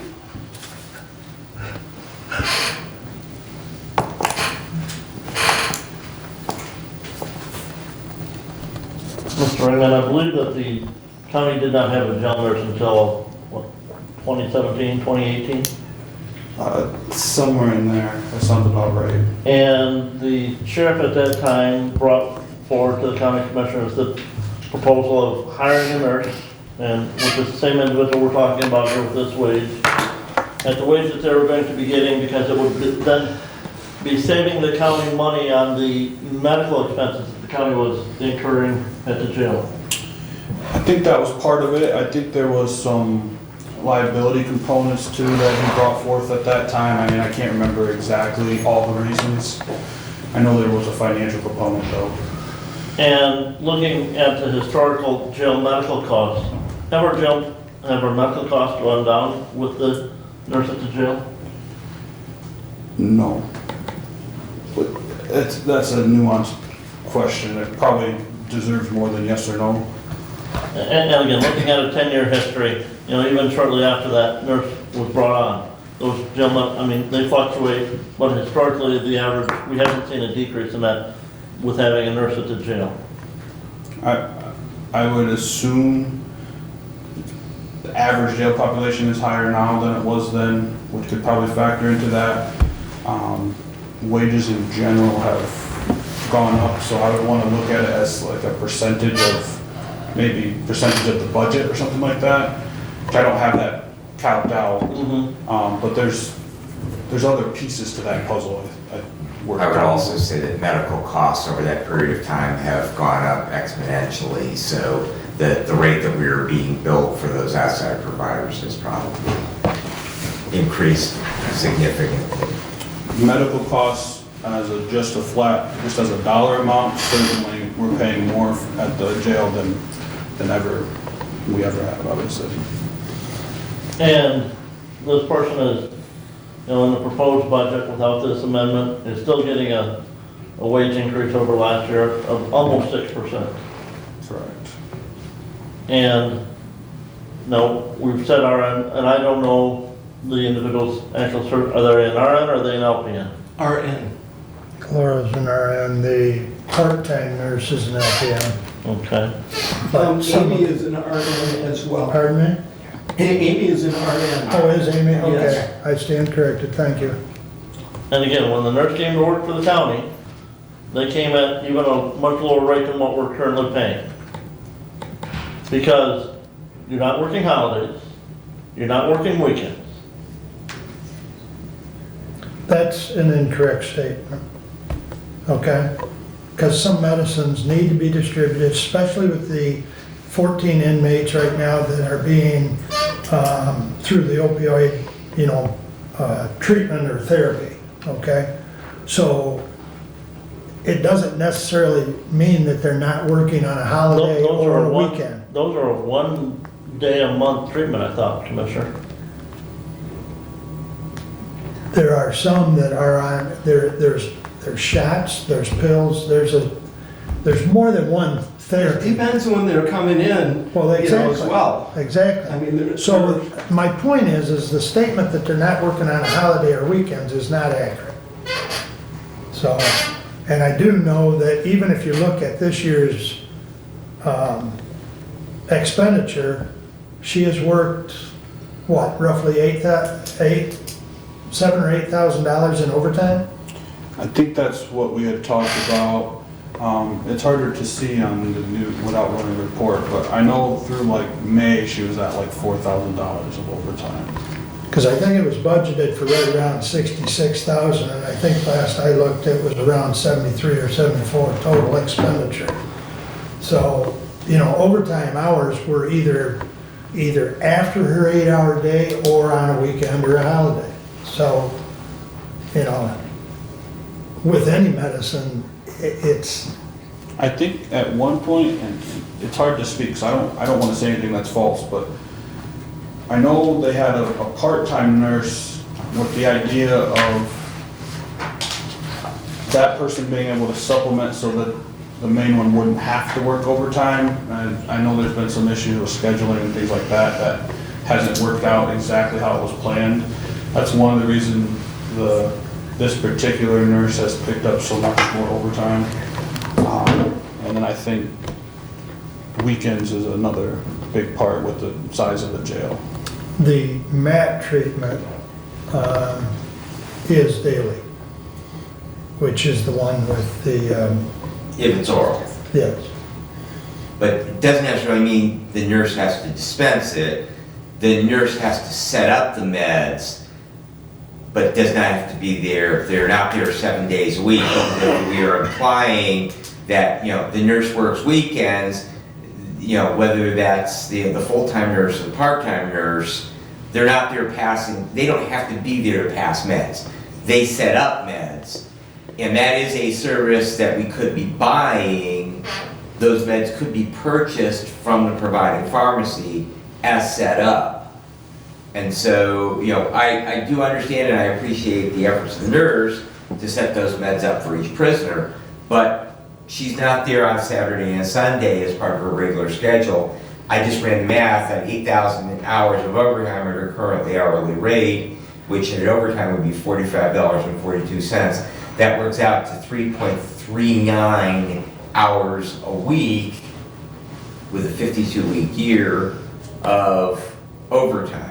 So that is certainly not adding up to, you know, coming in and, you know, working 7 days a week or weekends.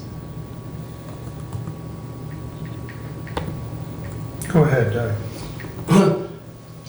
As an RN, there's more than just putting the meds together. And that is the reason for the RN, all of the other things that get done in the jail, whether it's an illness that happens, whether it's an accident and an injury that happens, whether it's somebody that comes in who's been injured that needs to be dealt with, whether it's somebody who comes in with a mental crisis that needs to be evaluated prior to Lifeways coming in, which Lifeways does come in. The alternative of not having a jail nurse, which, as you say, historically didn't have a nurse, the alternative in terms of having a third provider or a vendor, today's numbers are different than the historical numbers, and that to vend and have that third party provide that service would be cost prohibitive and not in the best interest of the county. That is the reason currently that the jail nurse is a benefit for the inmates and for the county. You know, in some regard, it's dollars and cents. And while it's true, vendors and third party can happen, if an inmate is taken to the hospital, it requires a deputy to take the inmate to the hospital. That's an extra expense in itself, that with the jail nurse isn't the first layer of care. The jail nurse is the first layer of care. There are more inmates, thus the costs are more. When you're running at 82 rather than running at 67 inmates, naturally those numbers are going to be up. So that's why I bring the motion. Further comments? And your motion just covers the straight time, doesn't cover the 176 hours overtime if that continues. Correct. That's another $10,000. In my discussion with not only the sheriff, well, primarily with the sheriff, him and Jason have talked about trying to oversee that overtime more closely. The schedule, as I understand it, is that the jail nurse will be at 410s and that the part-time will take up those other hours, and it will work together. As the sheriff has said, that overtime will not happen or be incredibly reduced. So, But, Commissioner, this is a 21% wage increase understood. for one person Understood. out of the 180 plus employed by the county across the board. We just spent $50,000 just over 2 years ago to do a complete wage study for all employees across the board at the county. And now we're wanting to say, well, we want to pull this one out and not pay it on a schedule and just increase their wage arbitrarily. I have a real problem with that. I would disagree with the word arbitrary, Brett, No. because the fact is that from what information the sheriff has shared with all of us, it would be between $250,000 and $300,000 if we go with some sort of nurse service or jail medical service. I think paying her a little more money is a whole lot cheaper than expending $300,000. So that's my 2 cents worth, but But again, we're not required to provide that service. required to provide what? A nurse at the jail. We have to provide medical, and that does not mean a nurse at the jail. So I'm sure if, and I don't want to point the finger too much, but I'm sure if Derek did some research going back to before we had the nurse, we not only incurred an expense with a deputy, but individuals were being taken down to the emergency room for a cough, a simple cold. And so then we get an emergency charge, we're paying a deputy to take that prisoner down there. And we all know that the ER is not the most expedient because they're busy. So you might be paying that deputy 2-3 hours to be sitting there with an inmate. Do we want to go back to that system? The nurse has been able to pretty much eliminate that because she can contact the doctor and then prescribe, whatever cold pack or cold medicine, I'll say. So I think we're missing the bigger picture here. Yes, we're not required to have a nurse, but we are required to provide medical service. And prior to the nurse, we were sending them to the ER. And Well, again, we did have we had a contract with a company called Health and Home Services, but I believe I don't know why they stopped doing it, but they stopped doing it right around the time that we got the nurse. And I know the sheriff put out an RFP when this company stopped doing it, and it was significantly more than to hire a nurse. I don't know what it would be today if they put out, I literally have no idea.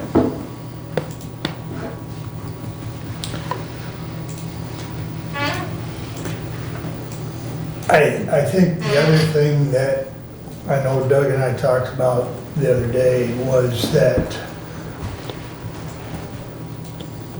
this will also buy us a little time because this was thrown at us actually after the budget request. And the sheriff will admit to you that he was told about this after the budget request process, so it was not in his original budget. So at the very least, this gives us time to explore, not only, we should probably require the sheriff to put out an RFP for services. And, if the service can be provided cheaper, we work on that in the 27 budget. But, we've been handed this basically short notice. Well, we've been handed, said, if you don't pay me more, I'm leaving. I believe I heard a commissioner say after our last meeting that their thoughts on that, on a comment like that. I'll let them share that if they want to. But again, contrary to our adopted policy as far as wage and classification, I cannot be in support of this at all. You might as well just take the employee handbook and burn it, because it's contrary to the policy that we have adopted. Well, we opened the door, and I say we, Brad and I opened the door, and it did pass this body as far as adjusting for a position that had long been vacant, so it's a little different as far as the vacancy versus someone currently employed. But we did open the door by not reclassifying, but did change the wage on the assistant prosecutor. So this is basically preceded by a precedent. So, Brad, go ahead. I'm going to offer a compromise that would make me comfortable, and I appreciate Commissioner Engel's efforts, and especially take the time to go over all of the numbers. And I'm going to offer that we change the rate that would be closest to the wage and step of the $36.30 an hour that is the top of the wage scale at the Branch Hillsdale St. Joseph Health Department. And I don't have the 2026 schedule. I have the 2025, but I don't have the 2026, so I would pull that. Commissioner Leonard, do you have that 2026 schedule? No, I would have to go back. Okay. I have it. Okay, thank you, Derek. What would be closest to $36.30?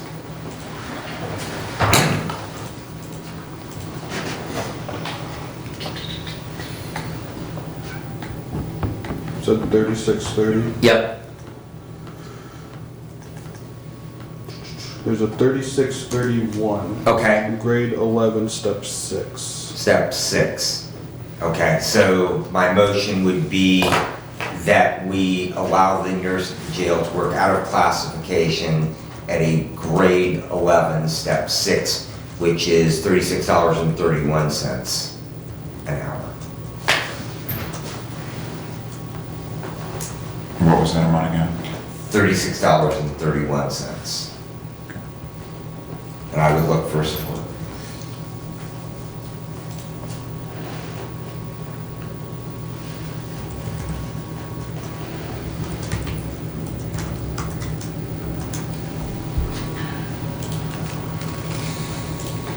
Going once, going twice. I believe your motion fails for lack of support. And if I,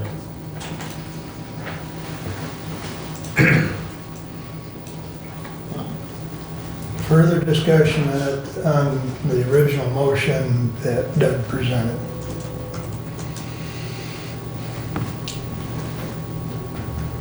Hearing none. Is there, I'll make one final comment. Comparing the health department nurse, and I appreciate your comment, although comparing a health department nurse with a nurse in the jail that has to put up with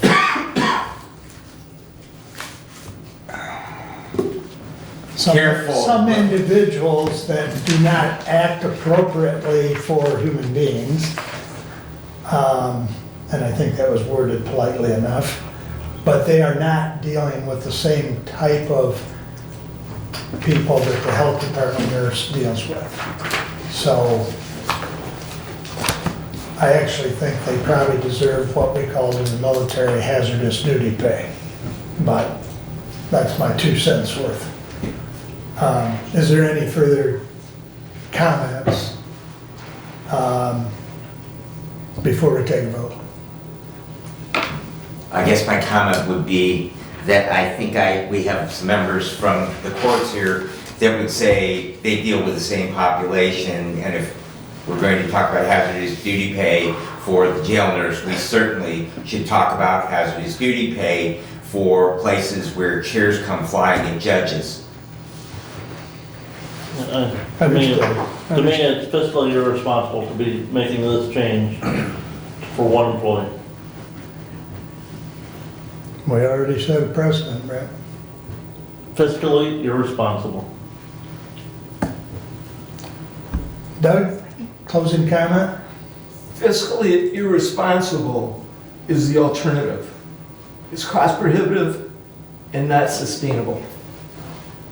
The old pricing is not the current pricing, and we will pay more if we use third party. That is fiscally irresponsible.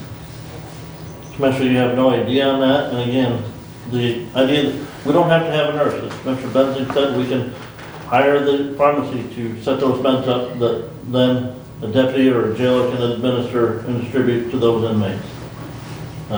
We have as we were told, we have an LPN, a nurse practitioner coming in to set those inmates up on the medically assisted treatment for substance use disorder. That's somebody coming in from the outside already doing that. And we're paying that as part of that treatment cost for that.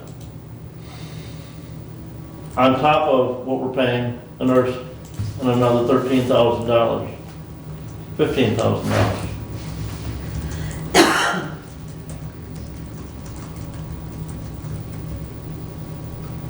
So we go back to a liability issue on med setup when you, MMRMA has certain things to say about our liability when it comes to med setup and distribution thereof. So that's already been vetted out. So we've got a liability issue with our insurance company.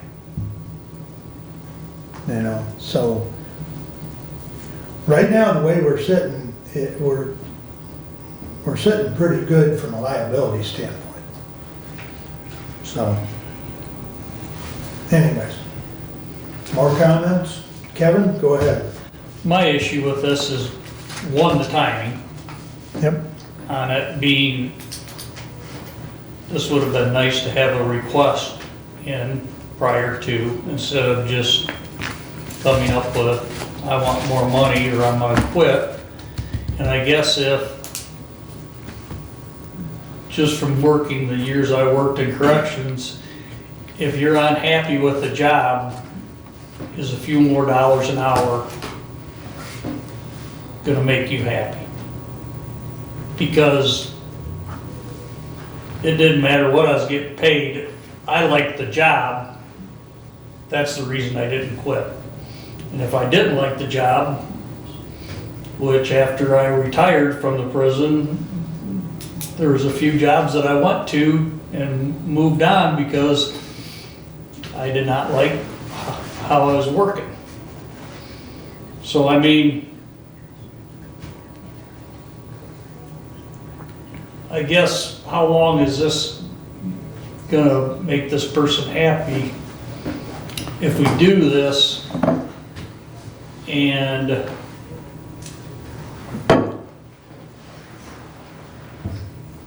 are we asking for more trouble with other people just saying, well, I want to quit, unless you give me this.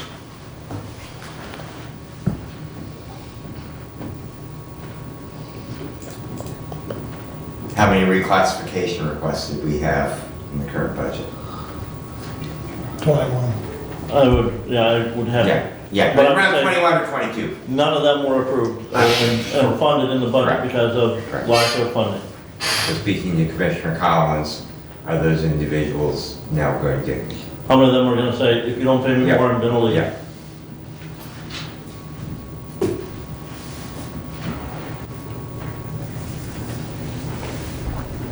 Well, I think, like I said previously, and I'll say it one more time, that this is not a reclassification, it's an adjustment in wage to buy us some time to look at what the alternatives are.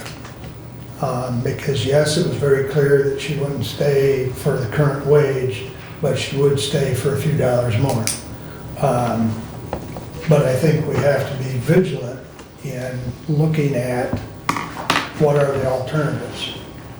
But right now, we are at the end of the year and we don't have, the timing of it is just extremely poor. And the sheriff will even tell you the timing is extremely poor. So I think, not only does this buy us some time to do things more vigilant, but it's not, in my mind, this is not a permanent thing because it's not a change in the classification. So it's strictly a matter of way to get us past a bad situation. And I do see with her being gone, it costing us a lot more money, just for the ER calls and stuff. I do get that part. I just don't like the way it Right. went down. Well, Who's to say though, you might not have if this individual leaves, you might not have somebody out there who's tired of running the race at the hospital, working, overtime there, and would come in for the wage. You don't know. And as far as I'm concerned, if the individual leaves, post it and see what you get. go ahead, Doug. I can say that it's been posted at least on Facebook. If there's any credence to that, there were 63 shares that went to thousands of people. And Captain Stuyvesant did share an email with me on Friday. They had one from Brooklyn who showed interest that did as well question the rate. And so I don't know the degree of the posting. I don't know where else it was posted, if it was, but I do know that the email response was one from Brooklyn who questioned the rate. So, if that helps to answer your posting question. Is that posted through ADP, Derek? No. Not that I'm aware of. Not posted through ADP, it's not on the county website anywhere, so it's not posted. Correct. And to that, we don't have an opening We right don't have now. an opening. And I would have a problem with any department head posting a position that was not open, Well, unless you knew if you had a potential retirement. a resignation that Right. effective this date I'm done, Yeah, Which we do. but we don't. We no. don't have a resignation. We have the threat of a resignation. There's a difference. A resignation is, I'm done. And the current wage adjustment, we're gonna see a $1.50 increase from 25 to 26.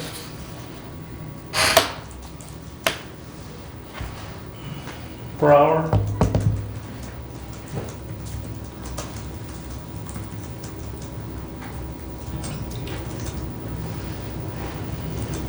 Further discussion or comments before we vote?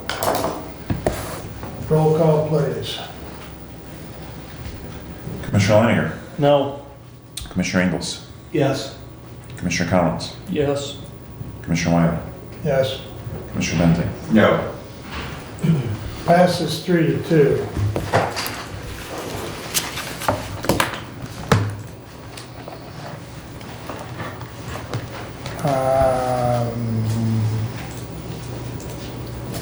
that lengthy discussion. Where are we, gentlemen? I have- lost track of my notes. I can have the floor, please. I believe we're still on 175, correct? Correct. Thank you. Doug? Yeah, I recognize you. Go ahead. Thank you.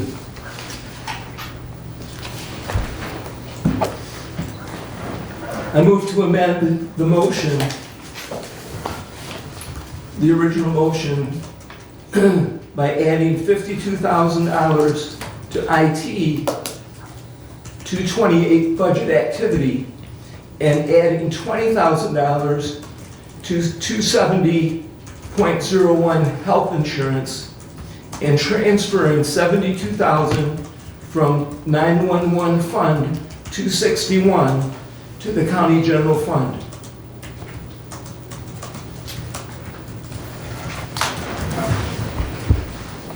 I'll support it just so we can discuss it, because now I'm... So what this is an IT position to be shared with IT and 911. It is budget neutral, and it will be reimbursed through the 911 surcharge. It's an IT position to be shared with 911 and Dave Holcomb's department, IT, paid for entirely by 911 surcharge, both the wage portion and the health insurance portion. Okay, Brad, do you want to comment? So please? I'm okay with the idea, okay, because Central definitely, especially with the radio project, they very, very definitely need the support. And with CAD integration taking place with joining counties, there is definitely, a significant amount of work. Where I am uncomfortable is, and I don't know if Derek has researched this or not, is that 911 funds can only be used for purposes for 911.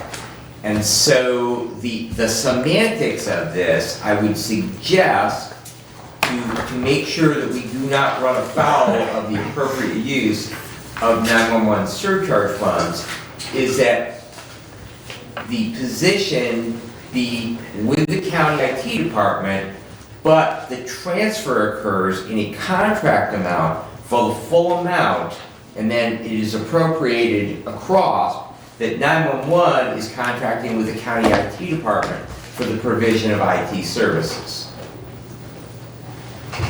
Because it is a special revenue fund budget that they would be buying, and we have some other similar arrangements within county government where we have departments that are funded by different methods, and so therefore then they pay for certain services from the county general fund.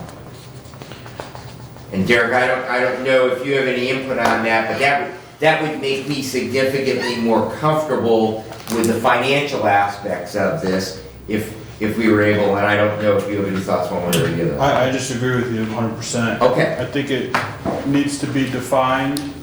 Written is better. We do have some unwritten agreements with 911, like housing, emergency management, and us doing there's no like exchange of services. Right. Something like this is this much. I would recommend having Dave or Thomas work on an actual written agreement, and this is the exchange. And that's how I would do it. So I agree with you. Thank you. I And agree. they did use the contract, I believe, with the NCI. Correct, they did. So it'd be like Yeah. replacing that. Very, very similar to that. My concern, Commissioner, and this was brought up during the budgeting process, IT had requested a half a position, then one had requested the other half of the position, and so it was going to be paid, and the wages split, 50% from IT, 50% from 911. So, to your point, contractually, but when you say this is gonna be a shared position, but we're billing 911 for the entire cost, that's not a shared position. That's a full-time position at 911. It's not a shared position with IT.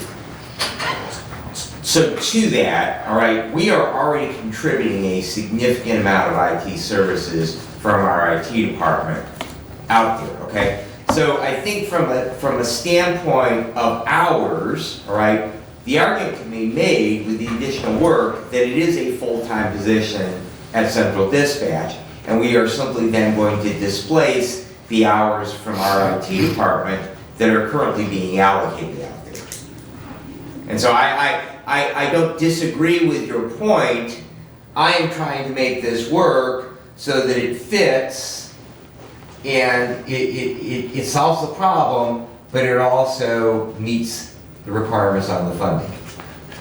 And to me, the simpler method to do that is to just have 911 hire their own IT staff.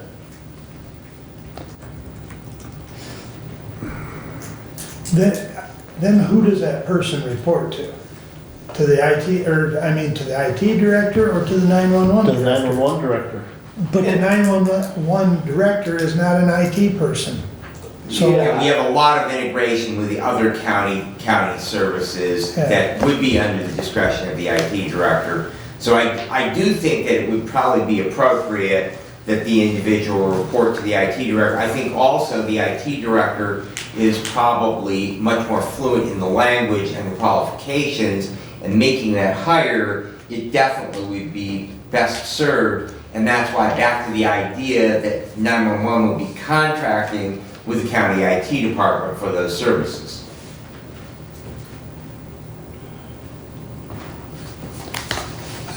unless I heard wrong during the conversation of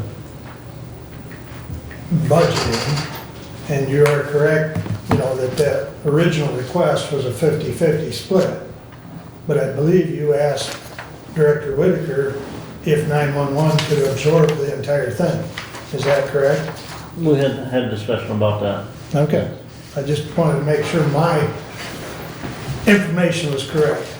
So that concept or idea of it coming entirely out of the 911 funds is not a new concept. Nope. Okay. And since we don't have this person, we're gonna have to post it, we're gonna have to go through the hiring process, we should easily be able to get a contract in place before an actual job offer is created. I mean, first of all, I mean, we're gonna have to classify it and.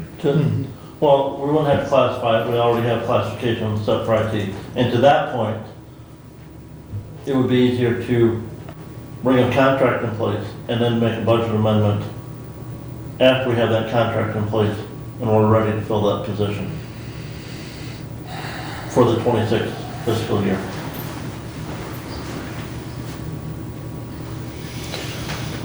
Derek, do you want to make the amendment now or later, as I think he's indicating?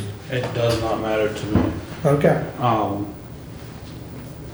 I think in order for them to move forward, they need some kind of approval that they're allowed to do that. I agree. So, don't necessarily need the budget amendment now. You can wait until you determine the rate of the contract, or you can do it now and give them the approval to move forward. That's entirely up to you guys. Okay, thank you. So the contract can follow. You know, we have our first meeting in January that, you know, gives us 3 weeks now to accomplish the contract. And like I say, Commissioner, I'm not opposed to the idea at all. I just want the assurances that we are protecting the integrity of the intent of that surcharge funds. I don't think there's a disagreement there. Okay, thank you.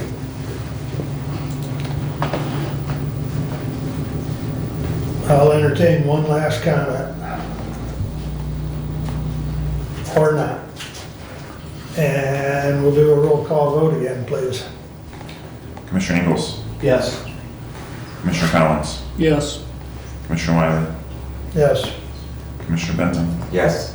Commissioner Leininger, No. Passes 4-1. Please continue, Doug.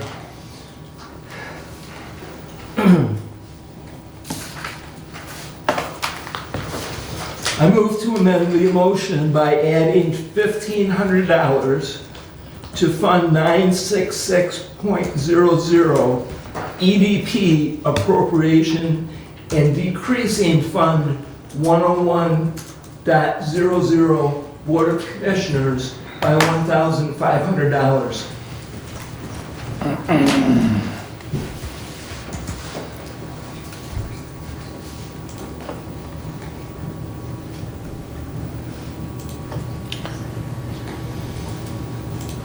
I'll support so we can discuss it. So Go ahead. this is for EDP dues. The previous 2 years, we have come mid-year to approve EDP dues. Most recently, it was approved at $2,500. The amount I'm amending that amount to is $1,500, and that will be for the dues of 2026. Brent, after the last meeting, you had told Doug and I was in there, you and I talked last night, you were corrected. Yeah, I thought it, you Yep. know, So go ahead. after we had that meeting, Derek and I had talked, and I thought it was in there, come to find out that it's not in there, but to say that we're gonna reduce the commissioner's budget $1,500, we just passed an amended budget line item for the board of commissioners, where, unfortunately, we can't stay under budget ourselves. And so now you're gonna cut another $1,500 and say we're gonna pay it here, but then we're gonna be coming back and increasing the commissioner's budget again, for a budget amendment. I would propose that we leave this out for the time being, with the prospect that if we get a more positive increase in property tax revenue than what we anticipate, or if we get a increase in our medical or recreational marijuana tax over what we anticipate, that we come back and revisit that issue later in the year, once we have some more definitive numbers for tax revenue and other revenue from the state. When would that be? The recreational marijuana revenue is announced in February. And we'll know on property tax revenue in early April. Right. A better estimation on that. It's not final then, but, because the equalization process doesn't necessarily set the taxable value, but that equalization report that we will get from the equalization department and start looking at in early April, we'll have that tentative taxable value figure in it. And so we'll know roughly where we're gonna be at. So basically with the February, with the medical marijuana, if it's a big recreational, marijuana, if that was significantly higher, Which is we could do it in Then- February. Yep, Well, even if it was $1,500 higher, we could. I'm just saying, Right. I mean, yes, if it's 1,500, we could do it. I mean, I'll get to you in a minute. I think one of the concerns that Doug has, because he attends those meetings, and it has been maybe conveyed in a roundabout way that he could potentially lose his seat on that board or committee if we're not contributing. yes. So that was one of his concerns. We addressed it here a few months ago, but he wanted to get it in the budget so that it's not contested at a later date. Is that a correct Fairly summation? and again, to me, Commissioner, my stance, I don't believe that we should be contributing that. We ought to contribute, vast majority of decreased property tax revenue for economic development that we have no say in. I know this 1,500, 2,500, we actually have a say in that compared to the industrial facility tax abatements, the enterprise zone abatements, the TIFA captures, the LDFA captures that at one point in time this body had a say in, but now because of that prior arrangements made, we don't get a vote on whether we agree to that tax capture or not. And again, I will say, if the recreational marijuana revenue comes in higher than what we have budgeted for, I'll bring forward the resolution to increase that and add that in February. You are on record. Well, beyond that, if Commissioner will recall, when we recently talked about, our dues and membership as a, part of the EDP, it was 4-1. So while I understand you are still promoting your resistance to participating, the Board of Commissioners was quite supportive, and thus my reason for bringing it today. And again, Commissioner, I thought it was in the budget that we had. It was brought forward that it was not there, because. So you said it was, so I put it in. And I put it in at 1,500, not 2,500, so my motion stands. You have a comment? I'm just going to, echo my support for Commissioner Weiner's comments. Number one, the Board of Commissioners budget that we regularly come back because we use that as one of those places to find a couple extra bucks, and then it's just not practical to do that, and so then we come back at the end of the year and do exactly what we tell all our other departments not to do, and that is overspend your budget. So, so that is number one, the place where the dollars are coming from. Number two is I agree that we are already making a pretty significant contribution in the form of those TIFAs and other downtown development authorities and other things towards economic development. And I would simply echo my comments when we talked about membership previously, that the role of government in economic development is to get the heck out of the way. So if the regulatory burden is too high, we need to reduce the regulatory burden. If taxes are too high, then we need not be handing out, we don't hand out tax abatements, but government should not be giving out tax abatements if taxes are too high to create economic growth. We ought to roll back the tax rate. So, and that should be the role of government in economic development. So, but to that, I hope that we can come back, and I would suggest that we consider not supporting this now and coming back and looking at that. Number one, we actually get a due statement, and number two, when we have a little bit better idea of what our revenues are going to be a little bit later in the year. When I look at it, last year we didn't pay our dues until October. No, I believe it was November till. Yeah. Okay, November, October, November. And they didn't kick them out. And if we only wait till the end of February, that's better than what we did last year. And we'll see what the medical marijuana, recreational marijuana does. We do get Everything in that way. We do get medical marijuana, but that is pass-through money. That money comes in and goes out. Yeah. But in that way, we'll know. And if it takes both of them with waiting for the taxes, then it'd be end April. So. Derek, is there a better source to move $1,500 to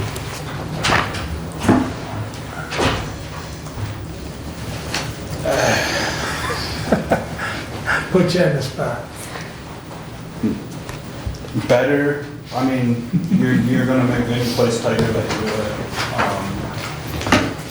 Understood. That's a hard question. I mean, Yep. What do you see as far as the,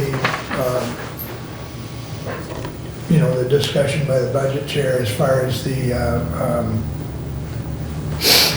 recreational marijuana monies? Do you see that being an opportune moment? so I estimate how much we're gonna get per license. Right. I usually estimate a reduction in that figure. Last year it went up quite a bit. Even if the amount per license goes up just a little bit, you'd have enough there. Commissioner Benzing spoke with some of his. who is the marijuana officer for Jefferson County. Yeah, he believes that they have an active license that's not showing up on the state site, so if there's a... They are budgeting, and because they put 100% in your roads, they are budgeting for that. That license is sold to another corporation. It is waiting for regulatory approval on that. The business is closed, but the license is still active, and so that will be counted. They will have two, not three dispensaries, but they will have two dispensary licenses that we will... Not dispensaries, because dispensary is medical. They have two recreational retail. Right. And my own comment to that is, if you look at the Cannabis Regulatory Agency right now, and you type in, you can do a search by the entity's name or by location. And you type in Pittsburgh, and it brings up the one there at the corner of M34 and Pittsburgh Road, and it says their license is expired as of back in April or May of this year. Doesn't say anything else about any other license, active or pending. So that's... Yes, and but again, I'm getting this information directly from the person to whom the application either to renew or transfer goes to. And the money is, he assures me the money is paid and they are depending on, and it's just like we don't have any dollar to get, but I believe, because this individual is probably the subject matter expert on marijuana licensing in Hillsdale County, I believe that the information he is giving is correct. And again, we have to go by what we can get to state. Right, So yeah, So, that's approximately another $50,000 Right, yeah. right there. yeah. Go ahead, Derek. so those two things, yeah, there's potential. Okay. We don't know for certain though. Okay. And I would say that generally, I don't like to say this, I guess, but I try to estimate conservatively on the tax income. The last thing I want to do is overestimate how much we're going to get and get less than that. So typically, we have a little bit there. All of our revenue generally, Take even that recreational marijuana, we dropped it a little bit. If you look at the state legislature's revenue estimating conference reports, they thought that was going to be a neutral thing in the last fiscal year for the state, which, so when we get that payment in February, it's based on the fiscal year for the state that ended in October of this year. So, well, we have no idea as to how many active licenses there were on September 30th, because the statute says it's paid based on active licenses on September 30th of the fiscal, Right. close out of the fiscal year, so. Okay, well, we're starting to sway away, but, one other thing, we have a pretty big liability on workman's comp. We're getting close to having that fully funded in our self-insurance fund. Even taking away what we just took away to pay for the PLC contract negotiations. What I had originally in there, I'm trying to get us funded as quickly as possible on that. You could reduce that, but it's just, again, kicking the can. Right now, we're still about 12 years at the current rate, to get that where we anticipate to be fully funded on that ongoing exposure. We just took 35 grand away from, what I was hoping we could contribute there. But, you have time on that. right. Okay, thank you.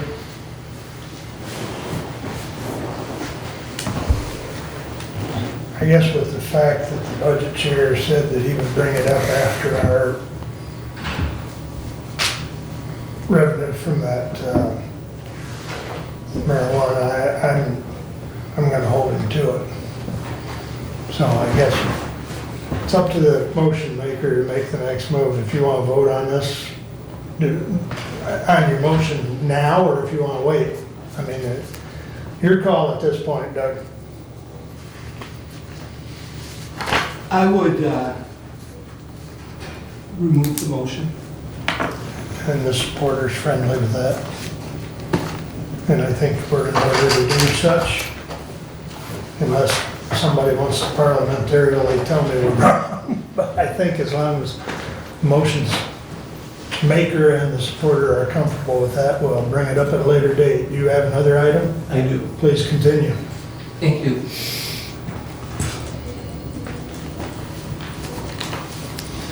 I move to amend the motion by amending equalization account number 101-257.00-704.000, adding $4,160 and decreasing equalization department contract account number 101-257.00-802.000 by $4,160.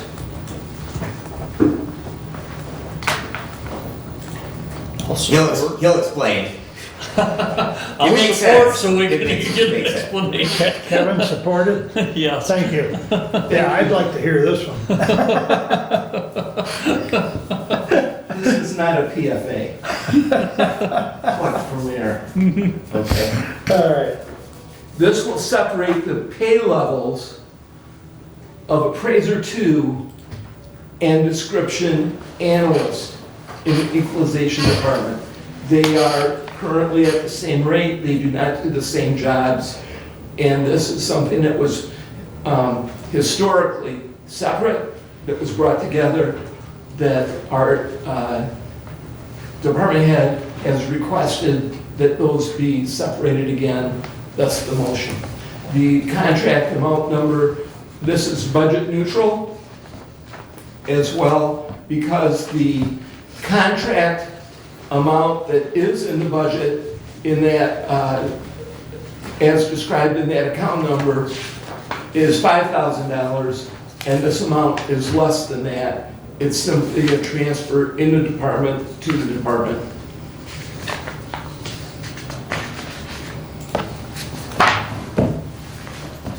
So you're separating two positions?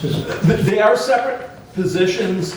They're at the same pay level. Right. They should not be at the same pay level. Oh, I gotcha. One of those is vacant, wasn't it? Or am I wrong? The appraiser 2 is not vacant. I don't think either one is vacant. Okay. In this case, This they're is not vacant. granting the equalization department's request for a rate classification change on the appraiser 2 then. Mhm. Go ahead, Derek. So technically his request was to add an appraiser 3 position and move the person who's in the appraiser 2 into the appraiser 3 position. Okay. The cost that he said was what would cover that.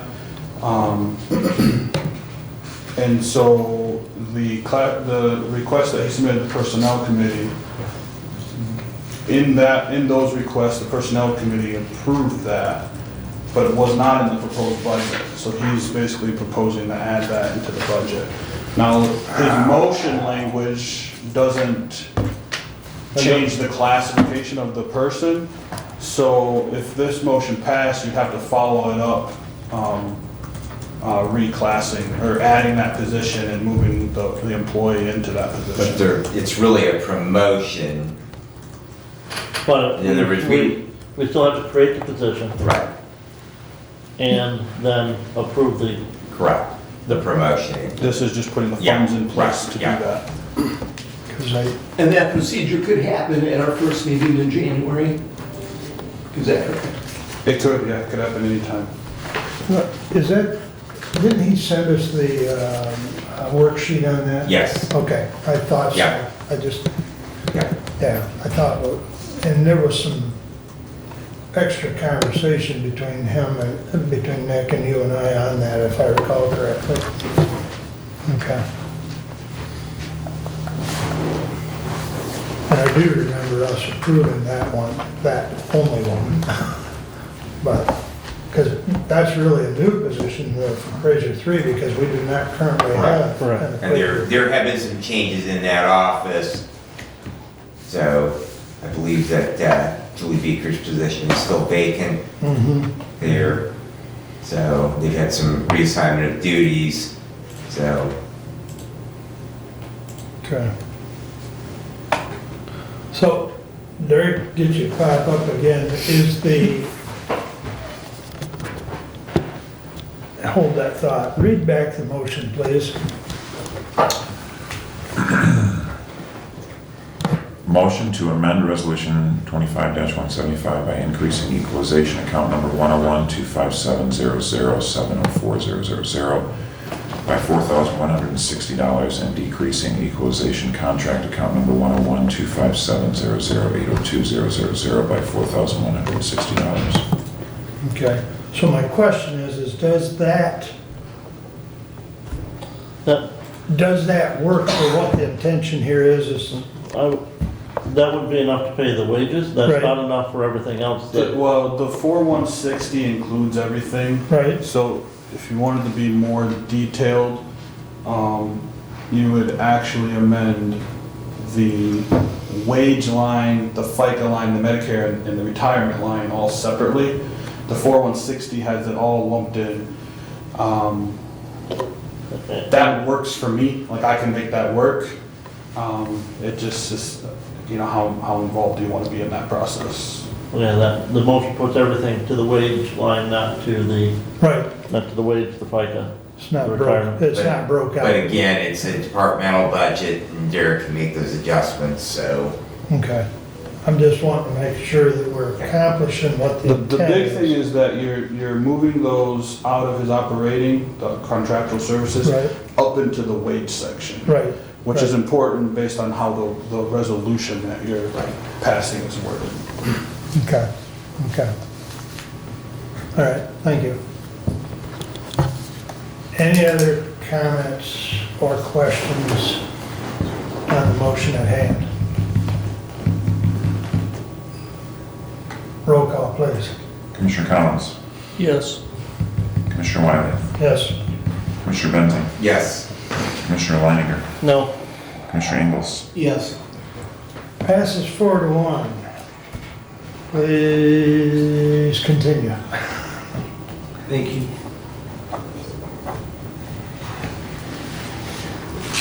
I move to amend the motion by amending account number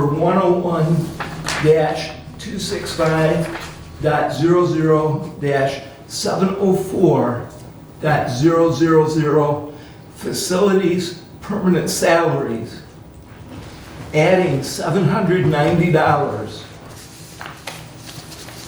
and decreasing account number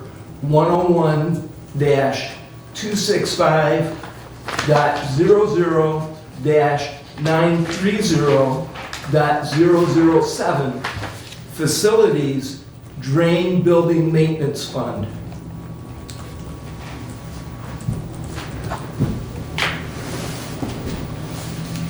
Support. By $790. I did not include that. The decreasing amount is $790.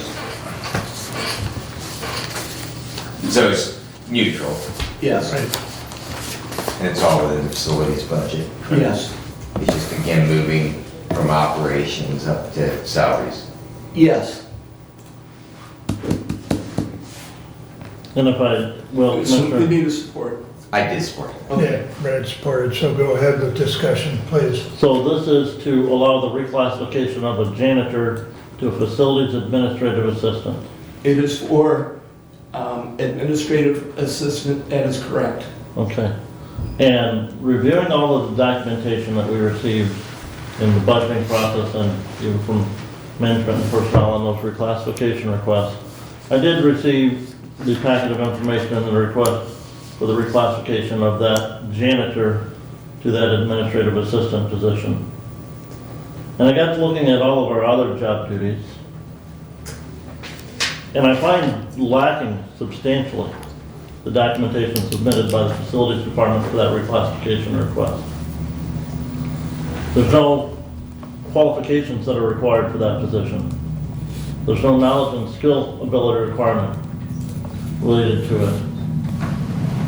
And then my other concern is we're taking items that currently the facility director or the deputy director are supposed to be doing themselves and transferring them to this administrative assistant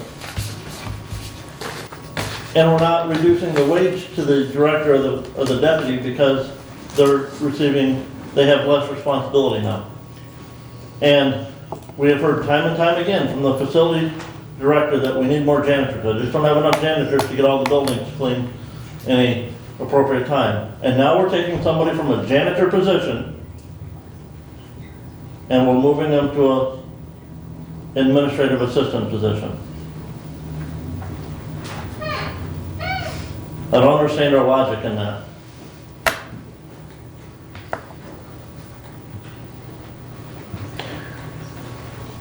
You made comment that you're not seeing a reduction in the deputies' wages. I would argue that if there's gonna be a reduction, it should be in the director's wages. But there are responsibilities on both of their current job I that understand. are being transferred to this new person. Go ahead, Doug. I'll come back to you. Okay, thank you. Commissioner Benzing, go ahead. Okay. To the directors, I believe that the director of that department is at step 9 right now. I believe. So in effect, since they have no step increase for this year, all right, they are getting an inflationary increase, all right? The inflationary increase applies to everyone except electeds, okay? That has to be by separate resolution. But since they are a department head, they would get that inflation, they're not gonna get a step increase. So I would argue, all right, that he is taking a hit because that roughly 3% that he would receive as a step increase, he is not getting a step increase because he is maxed out. Okay. I'll buy that. Go ahead, Doug. I won't. So the other point that I would like to make is that the job description of the deputy facilities director does not overlap with the duties that are being requested. The deputy facilities director is doing all of the job description that is on his list, which there is no overlap. And I'm not sure what document you're looking at right now, but there is a separate document that has both those job descriptions. I looked at it yesterday, Commissioner, they do not overlap. I thought exactly the same thing, that if there are duties that are overlapping, that are not being done by one, that are being picked up, that there should be a reduction. That is not the case. The job description of the deputy director is being fulfilled. Number 7 on the facility supervisor position, which is the deputy, supervise and train custodial and maintenance personnel for maximum productivity. The bullet point, facility administrative assistant, the duties include the following. The last bullet point, assist second shift and get them started at night, oversee second shift training. Okay, so that being said, is there are different levels that are in the supervisory hierarchy, absolutely being said, but are the duties day-to-day being done by the deputy facilities director? No, only when those raise to the point where the instruction or the training does need to happen. There are many duties that happen in our facilities department, and there are many layers to make all of that happen, and the overlap isn't there. So that part of it is not true, and I will stand by that, and we're talking $790.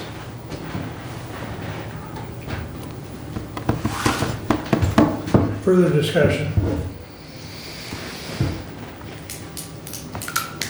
This position was asked for last year. It was not, and correct me if I'm wrong, but it was not appropriated for, and it went in place regardless, without our direct approval.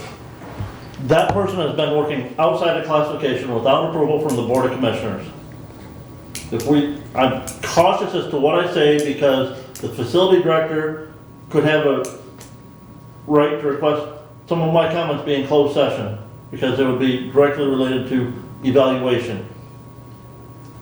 But that person is not doing what their classified job is and what their wage is right now. That is,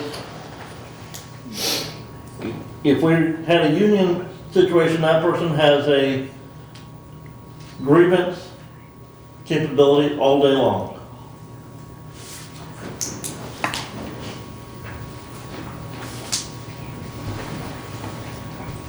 I think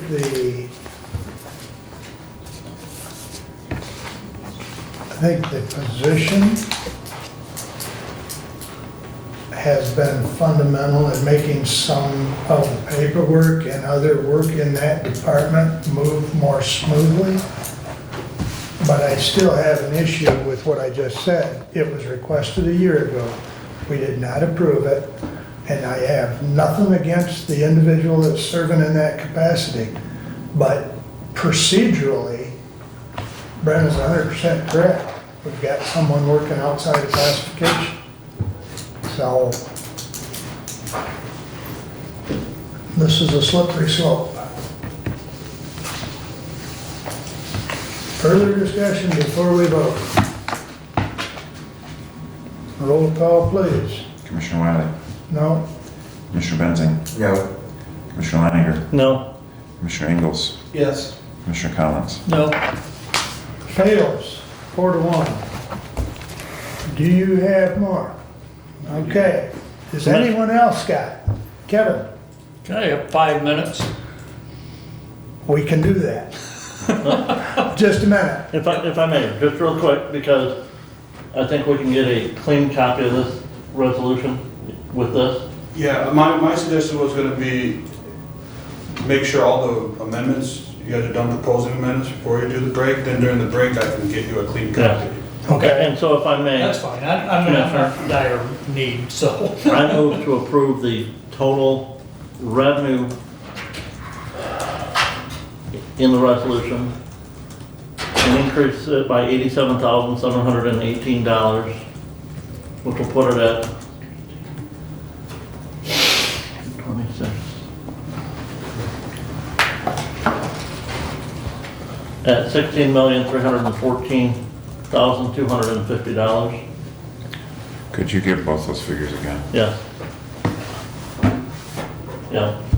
Increase the expenditure and then the expense line, the total amount by $87,718, which are the combined amounts of the $15,718 for the jail and the,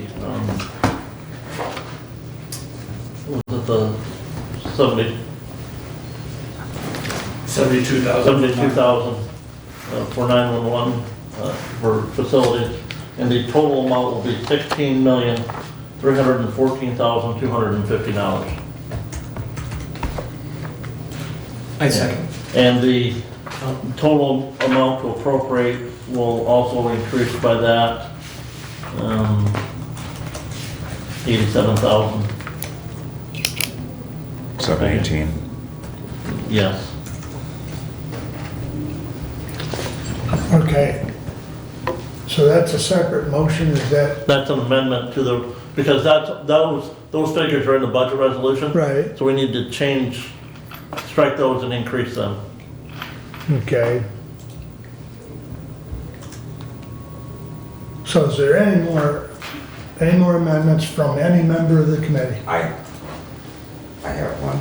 Okay, to Derek's point, let's Okay, finish the all right. amendments and then we'll take a quick break.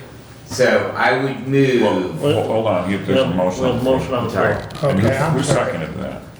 Kevin Board. Okay. Can I read it again? Because it was a little, I mean, there was, I didn't second it till just now, because Okay. I had to Okay. get it all. this is what I've got. Motion to approve the total revenue in resolution 25-175. And that should be amend. Motion to amend the total revenue in resolution 25-175 and increase the expenditure amount by $87,718, which will put it at $16,314,250, and the total amount to appropriate will also increase by $87,718. Is that right? Yes. Now let me point out, if we're gonna have to do another amendment, because if he's gonna pass, so It should be neutral though, exactly, I mean. are you gonna do no? Yeah, I mean, it'll be neutral. Okay, okay. There'll be the I plus. just wanted to Yeah, make sure that no, we're not it- having to it- redo the it- amendment. No, it will be, Okay. it should be neutral. Okay. Well, I'm just trying to keep some sort of order here. All right, is there any discussion on the amendment that Brent just proposed? All in favor signify by saying aye. Opposed, same sign. Motion passes, or amendment passes. Please. Thank you. I would move that we increase 101-968.00-861.000 employee CPR, AED, and first aid training by $3,000. I would pay for that by amending, and this is under the planning commission budget, I don't have all, I can give you all the detail. But they are 101 701s, seminars and education decreasing by $2,000, travel and mileage by $500, and advertising by $500. So to that, I'll make that motion, and if I can get support for that, then we'll discuss. I second. Thank you. All right, so the travel and mileage amount currently is $1,000, and I am decreasing by $500. We have nobody really who's putting in for that. So I think we had $60 in this year. So we budgeted $1,000 for it, and we've had people request mileage reimbursement on the planning commission in a total of $60. On the seminars and education, there was some discussion within the planning commission about writing the master plan and bringing training in. We've done the new master plan, and we have had zero as far of those dollars utilized in the previous year's budget. So it is a pot of money that, and I'm not saying that the planning commission wouldn't use it, but I'm just simply reallocating it. You're just remaining in training. And then the advertising line item, again, there's $500 in that advertising line item. I can't see how the planning commission, just having previously served as the chairperson of that body, because again, we have done the master plan. There should be really no reason whatsoever for any advertising in that, and so therefore it makes sense that those three items would add up to that $3,000. So the $2,000, the $500, and the $500. It is still leaving money in the per diems. It's not touching the per diem amount that is in there. It is still allowing those committee members that sit in for per diems to sit in for mileage, and so then it does pay for what is something we have a requirement that we have a policy in place that we passed that all of our employees would be trained in CPR.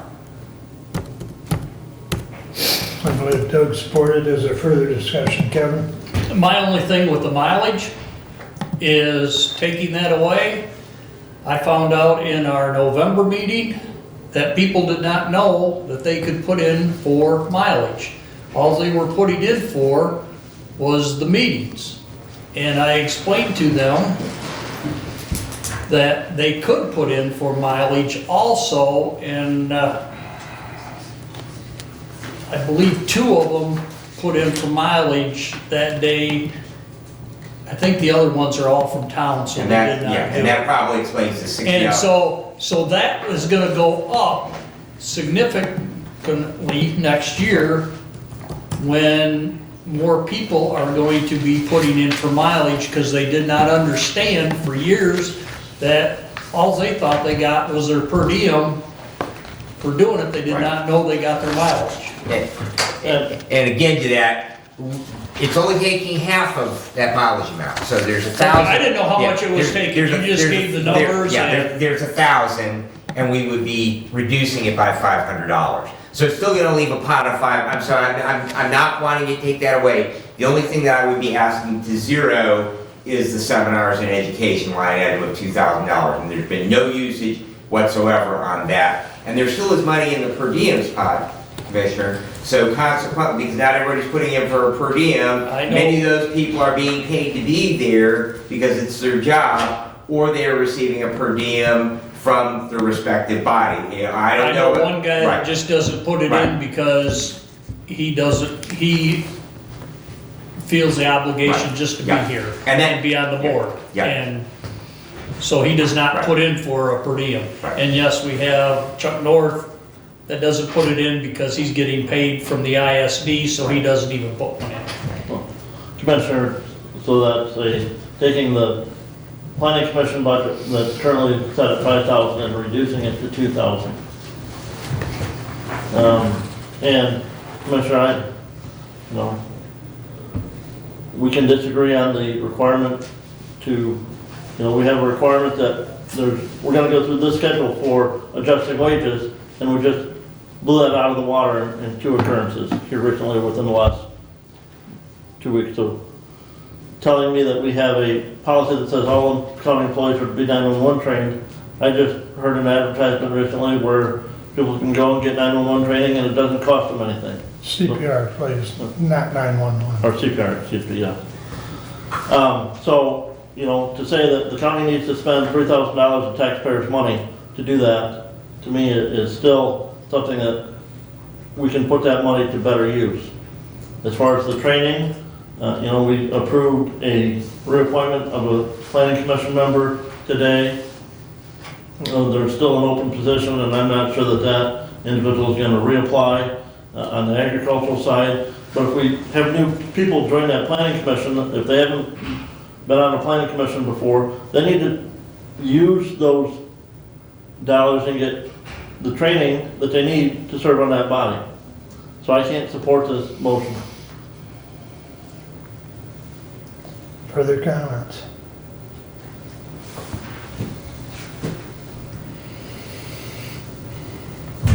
Go ahead, Ed. Commissioner Benting, Yes. Commissioner Leininger, No, Commissioner Ingles, Yes. Commissioner Collins, Yes, Commissioner Wiley. No. Thank you, Commissioners. So it passes 3-2. Yes. All right. That is the last amendment, correct? Gentlemen? So we voted on all the amendments. We need to vote on the original resolution. We take as amended. Yeah, a break. well, I was gonna get this voted for, and then we'll take a Okay. break, and then Derek's gonna burn us Okay. or make us a clean. Okay. So,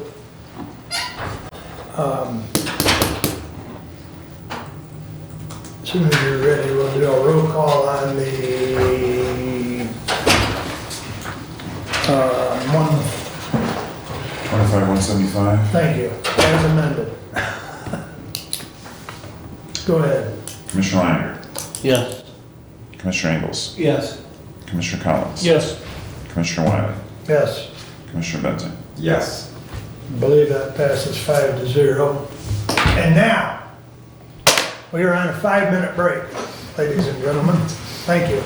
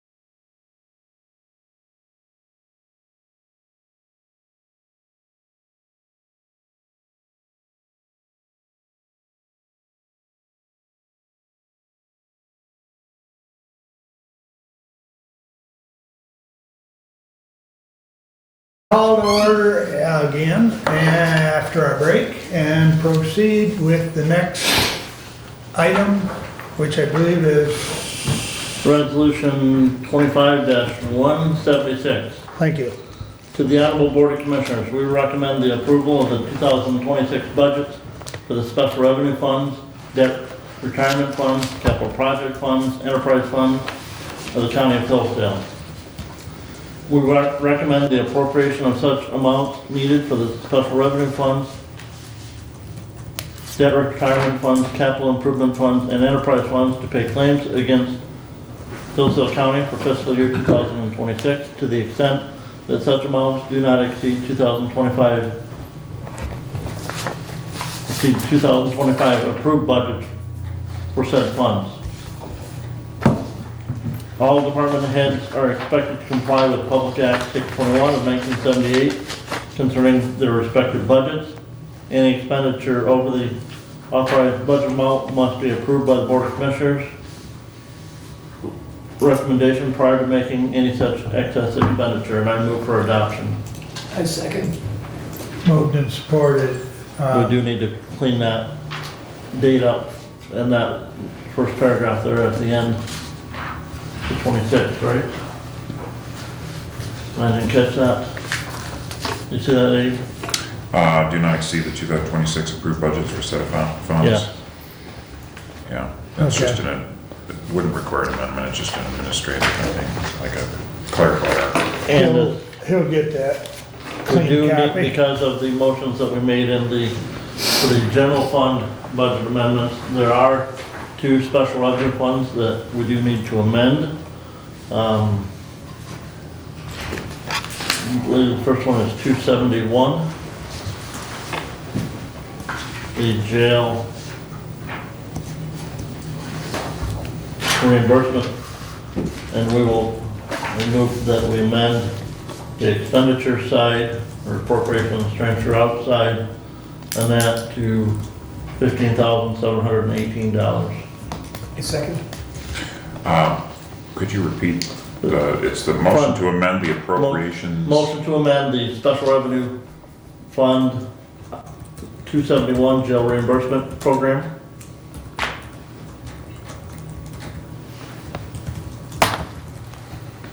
Okay, by 15,718. And, right, increase the expenditure 15,718.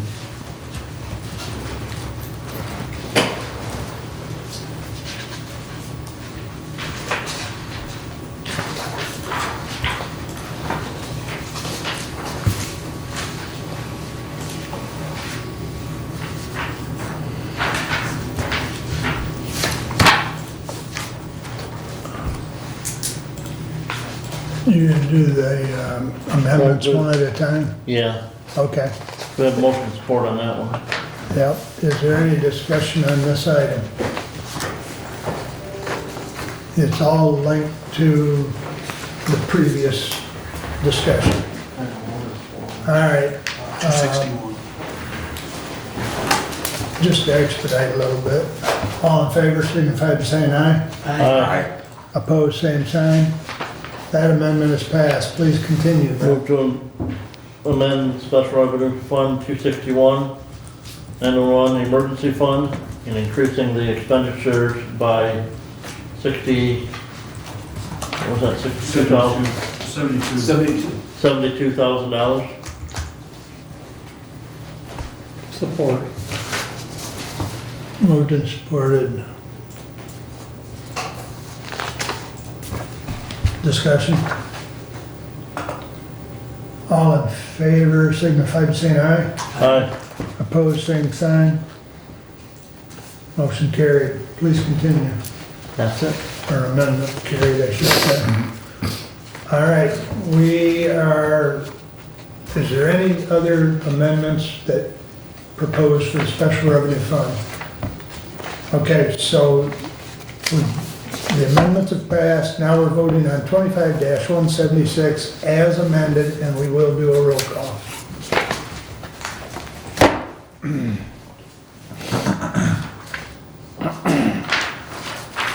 Commissioner Ingles, Yes. Commissioner Collins. Yes. Commissioner Wiley, Yes. Commissioner Benzing, Yes. Commissioner Leininger. Yes. Passes 5-0. I would like to take a minute though, and if Doug and Brad would make sure you follow up on the contractual arrangement in respect to that IT and, okay, thank you. Anything else? You wanted to hand out those? Might as well. Yeah, you printed them. This is the general fund budget as amended, correct? Yeah, so I added the approved column, so this is what you approved. Okay, So it shows the whole process, requested, proposed, approved. okay. This kind of encapsulates everything that we did for the last hour. More or less. 2 hours. 2 hours. No, who's counting? That's right. I was trying to go It's the back to most central. important thing we do all year. This is true. This is true. This is the budget. All right. Brett, did you have anything else No, at I this did not. time? Can I add something? Please do, Derek. Every year, there's 2 times in the year that are like my favorite time. One is right now, one is usually June 30th when the audit's done. It's a lot of work, but I appreciate everyone involved. I know that at least half the people come out frustrated with the process or disappointed with the outcome, but I know I put a lot of work into it, and I can speak that both of the budget committee members put a lot of work and effort into it, so I'm appreciative of that. So I just wanted to add that. Thanks. Thank you, Derek, for everything you do. Go ahead, I Doug. would like to say to Derek, it's beyond appreciation and commitment to Hillsdale County, what you do, and it was so meaningful for me to be able to come in and specifically ask and be answered questions, and in particular, the level head and one of your favorite words right now is nuance. The nuances that you bring are for the best of the county, and that is greatly appreciated, in all ways, forms, and shapes. So thank you. Appreciate it. Thanks. All Have a right. good Christmas. Merry Christmas, Derek. See you next year. Literally, on the second. All right, moving right along here, I'll jump into my action items so that we can wrap this up, gentlemen. 25-177 to the Honorable Board of Commissioners, we authorize the approval of the collective bargaining agreement, CBA, between the Hillsdale County Board of Commissioners, the Hillsdale County Sheriff, the employer, and the Police Officers Labor Council Sheriff's Office non-supervisor unit agreed to, on December 10th, 2025, and ratified by the union on December 21st, 2025. Furthermore, we authorize the chair and vice chair to sign the agreement on behalf of the County of Hillsdale for the term commencing January 1, 2026 through December 31st, 2030. Respectfully submitted. I'll support it. Thank you.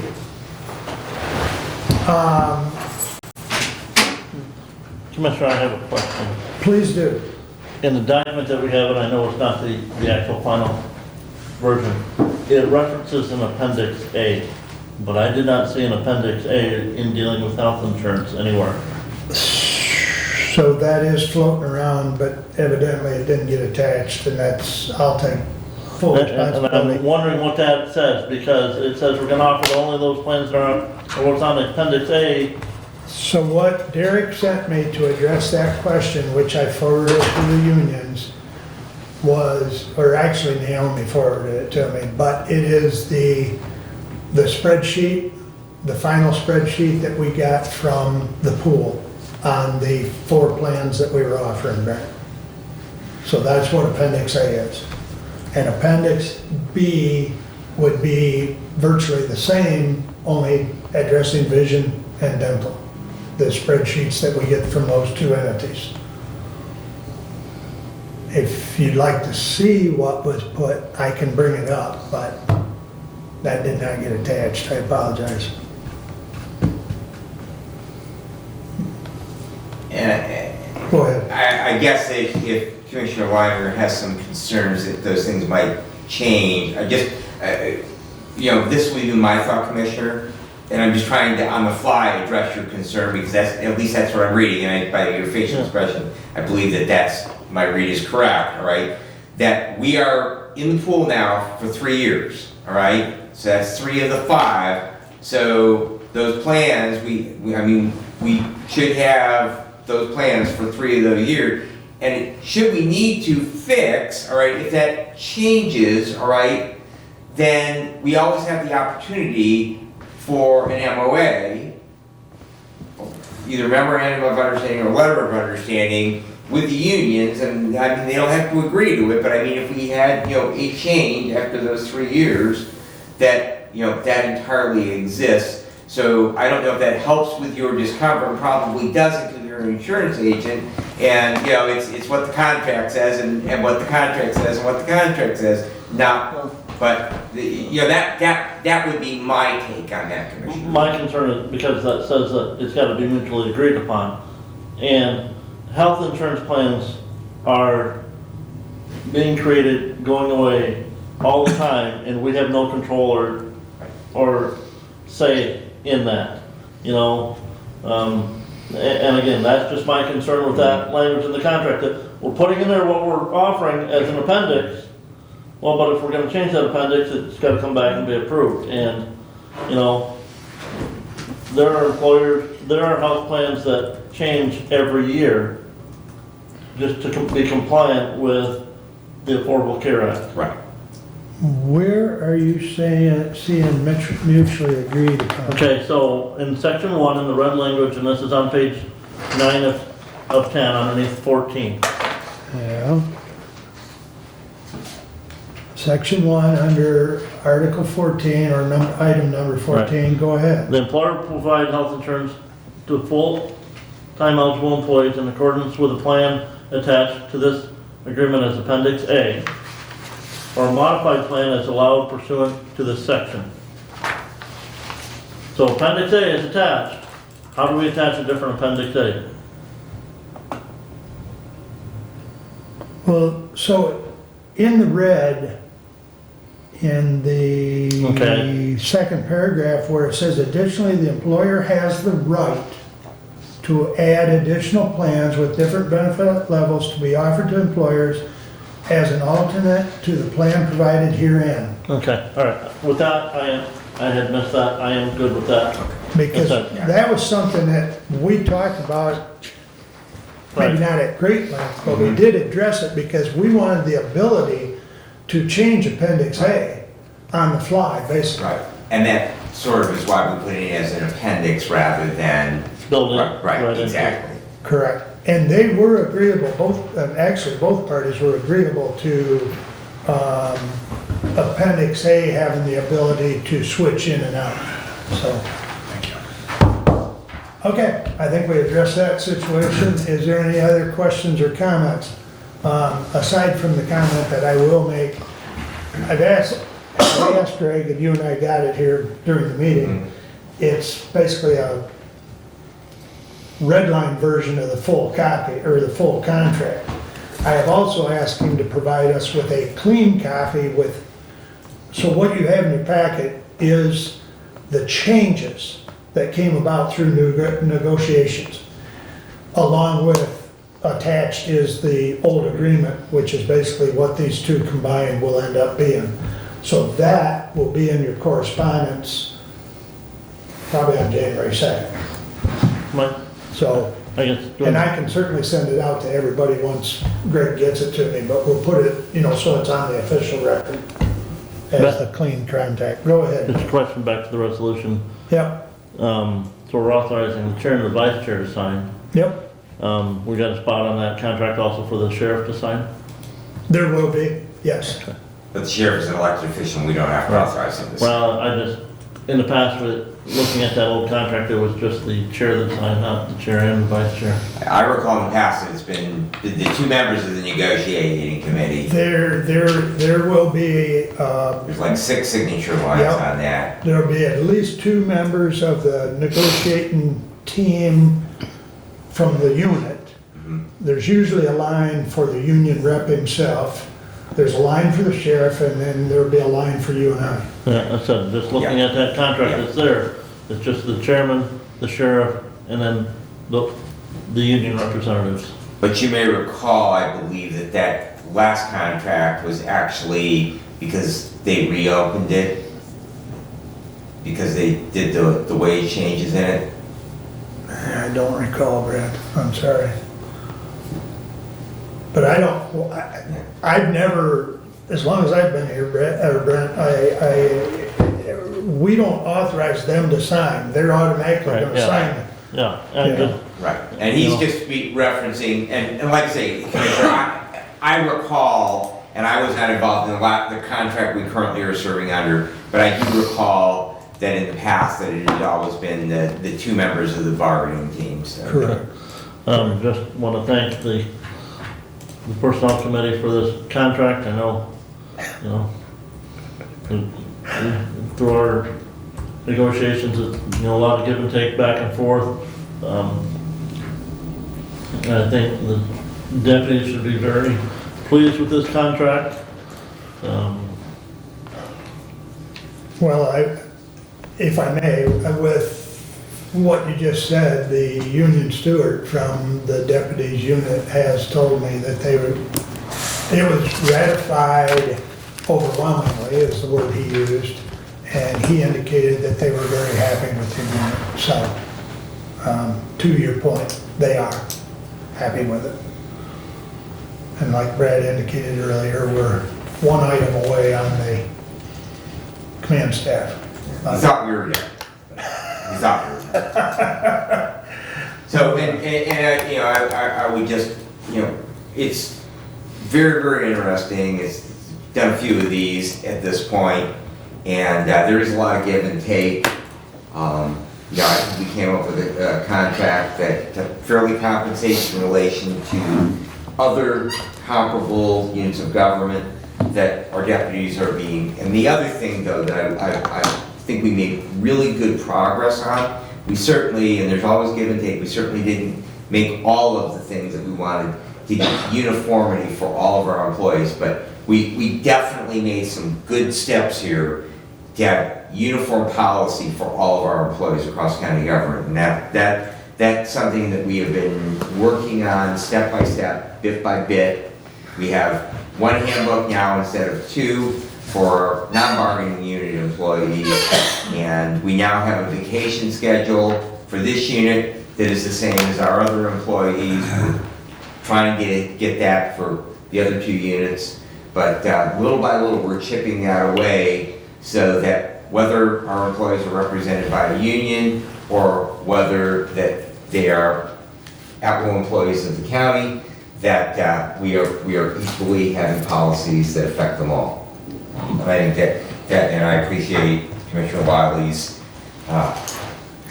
perseverance in getting it done. I think tolerance fits in there too, but thank you. I was gonna make, so there was some language added that probably at some point when we update the handbook, we need to add for continuity. And they were concerned about going to the county holiday schedule, which is a state holiday schedule. If you notice the line there in yellow, that any holidays added to the state holiday schedule shall be automatically incorporated into this agreement, but in no event shall the number of holidays decrease during the life of this agreement. So that language is not currently in the handbook, so we'll need to remember to put that in at some point for continuity. Yeah. And it If makes, we don't remember, our employee committee will remember. And I see Erin sitting here, so she'll remember for us. And appreciate all that help from that employee committee. So, there was,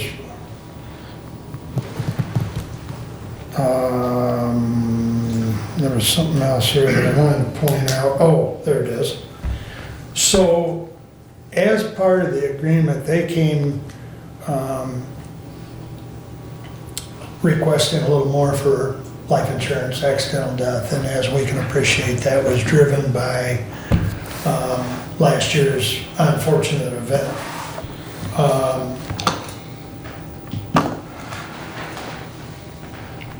We initially, just so the board knows, we initially threw 100,000 on the table, but we pulled that back down to 50 in lieu of wages, and they were agreeable to that. So, but that is, that 50 that's in your packet is an increase from where it was. Because I believe it was at 20, wasn't it? Yes. Yeah, And the other thing that we got was the post-retirement yes, health insurance. yes, and you'll note that is dated in here, that expires at the end of 27. Yeah. So we basically gave anyone who might be eligible for that post-retirement that continued benefit, but that will help us down the road with our liability for that, because we have to make a contribution to that fund that is equivalent to all of them taking it versus the maybe 2 at any one time that we have historically had, so. And I think to that point, that's another What benefit number of was that having underneath, Derek. Commissioner? 16, Article 15. Okay.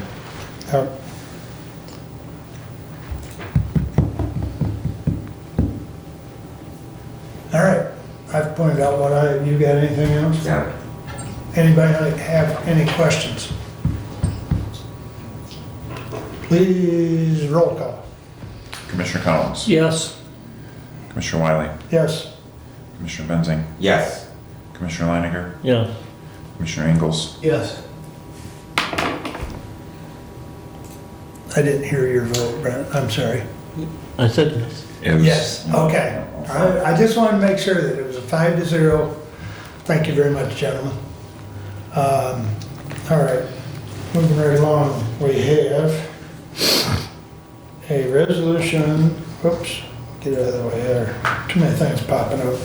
All right, 25-170 to the Honorable Board of Commissioners, whereas the County of Hillsdale has previously utilized Keller Toma PC for legal services in connection with matters related to labor and employment, and whereas the Keller Toma firm is no longer able to meet the needs of the County of Hillsdale, and whereas the Personnel Committee of Hillsdale County Board of Commissioners has most recently developed a working relationship with attorney Gregory T. Schultz of Schultz and Young PC and recommends continuing that relationship. And whereas the fees related to services provided by Schultz and Young PC are the same rates as previously charged to the county by Keller Toma PC, now therefore be it resolved that the Hillsdale County Board of Commissioners authorizes Chair Mark E. Wiley to sign the attached letter of engagement with Schultz and Young PC, respectfully submitted, Chairman of the Board, Mark Wiley. Support. Thank you. I think it's pretty self-explanatory unless there's a question. And the letter of engagement is attached for your reading and enjoyment. So unless there's a question, roll call vote, please. Commissioner Wiley. Yes. Commissioner Benzing. Yes. Commissioner Leininger. Yes. Commissioner Ingles. Yes. Commissioner Collins. Yes.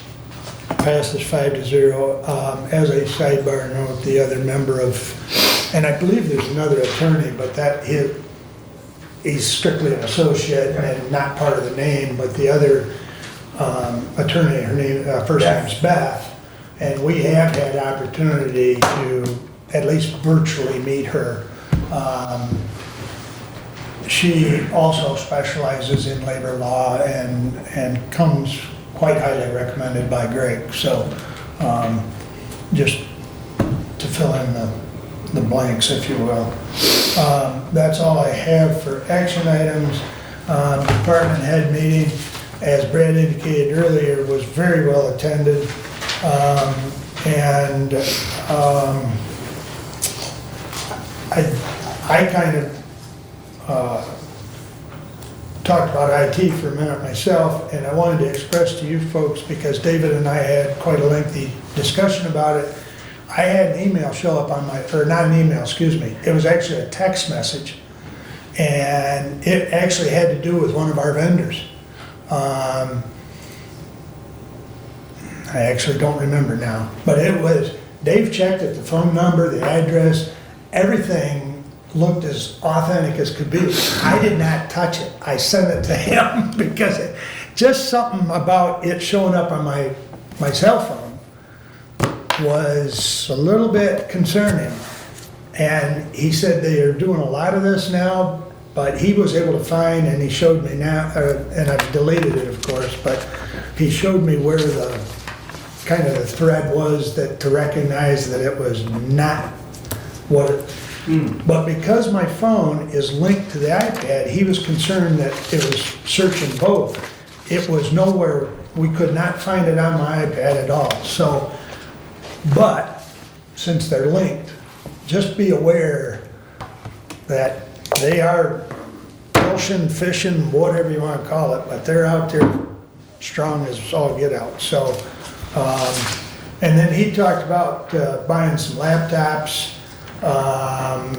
working with the sheriff's department to upgrade those laptops in the patrol vehicles. And the dog license issue continues to be, you can get them through the treasurer's office, you'll get a paper copy, they'll mail the tags to you whenever, because the tags still are not here. The tags are here now. Oh, the tags are here now, thank you, Tammy. I'll bring myself on the second. So you can get your dog tag, and I need to bring my old one so I can get mine. Or the old form, it's easier for them to fill out if you have the old form with you. So, tags are in, that's great news.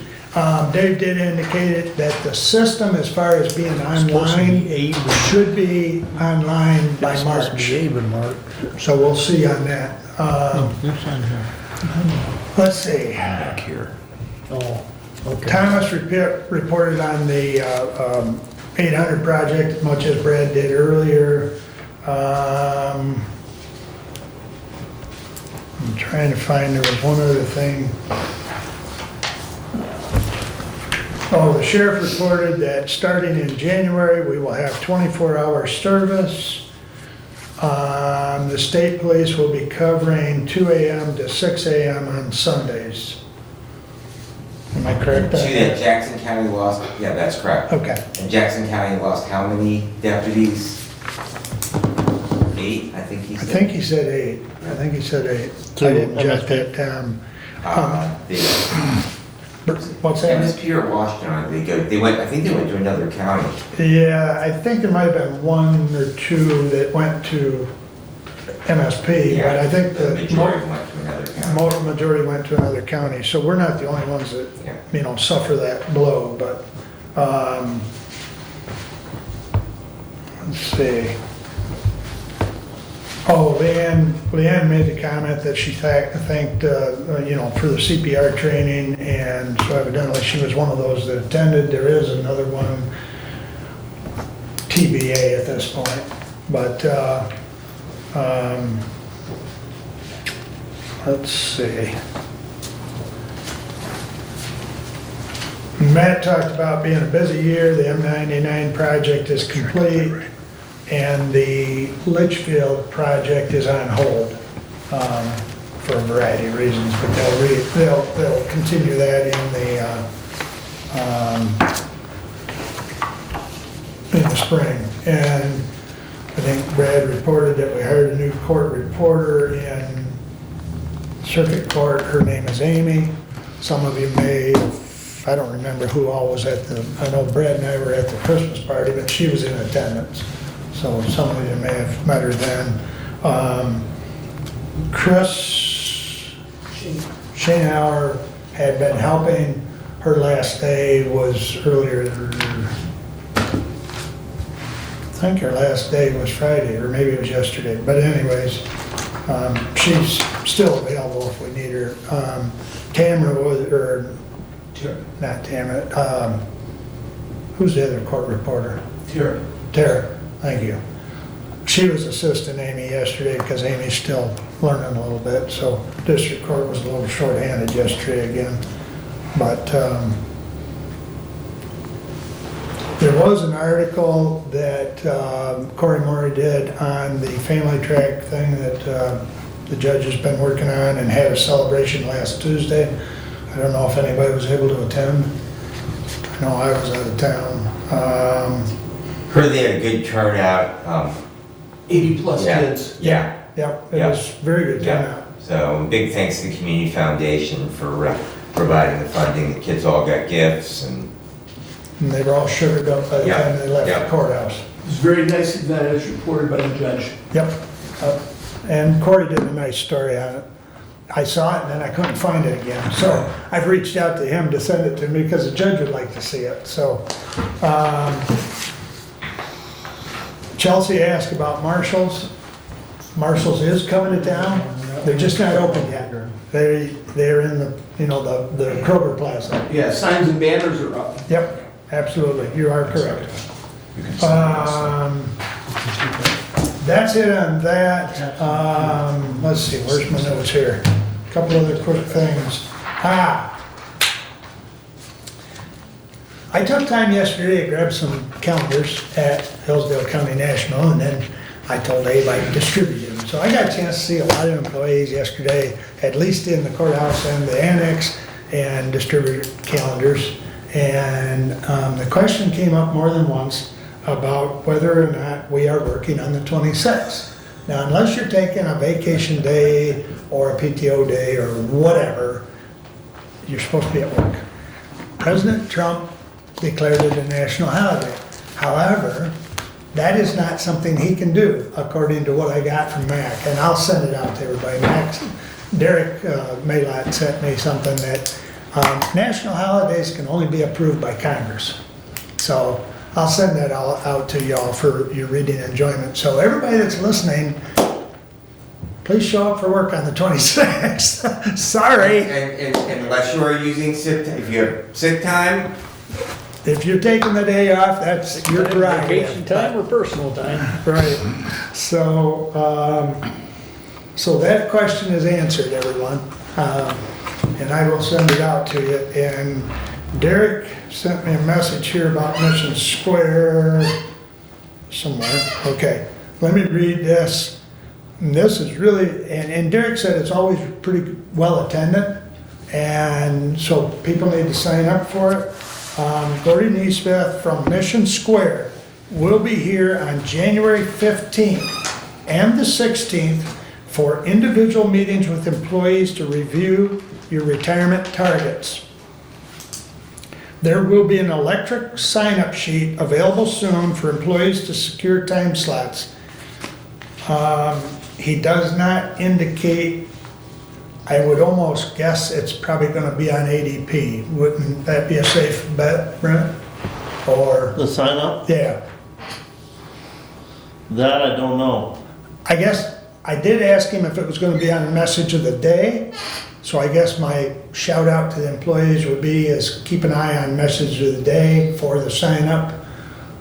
If not, contact Derek directly and he'll make sure you get signed up because he indicated a lot of people have signed up for these as they've been held in the past. And it's always good to look over your portfolio, maybe shift some funds or, I've never met this Gordy Neesmith, but Derek said he is pretty good at advising you of where to have your monies. So that's all one other thing, excuse me. Mary Beth's retirement party for Lifeways. You're all invited, if you so choose, 5:30 to 7:30 on January 29th at the Jackson location. And I'm sure you'll get a flyer, or I would suspect you will. But anyways, just thought I'd make that public announcement. I believe that we have a CAA board meeting that day in Jackson, Commissioner Collins, so it would be convenient to following the board meeting to pop over there. There'd be light refreshments and so What day? on. But, 29th? Thursday, yeah, the 29th. There's an email, everybody got an email. Yep, I got it. okay. Unless there's any, one other thing, and I don't know if you want to take this, Doug, I just opened it up here earlier, 3 hours ago. The Hillsdale County Community Foundation, the amount that we can spend out of that park money that's sitting there. So Yes. if you would like that, or we can have, I don't know if you want I think that. Katie gets a copy of this. Okay. Typically, she's already got it when I handed it to her. Okay, The amount, yeah, it's $500 and something that's available. is spendable, 4% spendable based on 12 rolling quarter average, 4% of $574.30. The carryover, the available, total available to spend, $579.80. Yep, So that will go to the, and then there's a balance sheet that goes with it too. exactly. All right. Gentlemen, that's all I have unless there's a question. Public comment.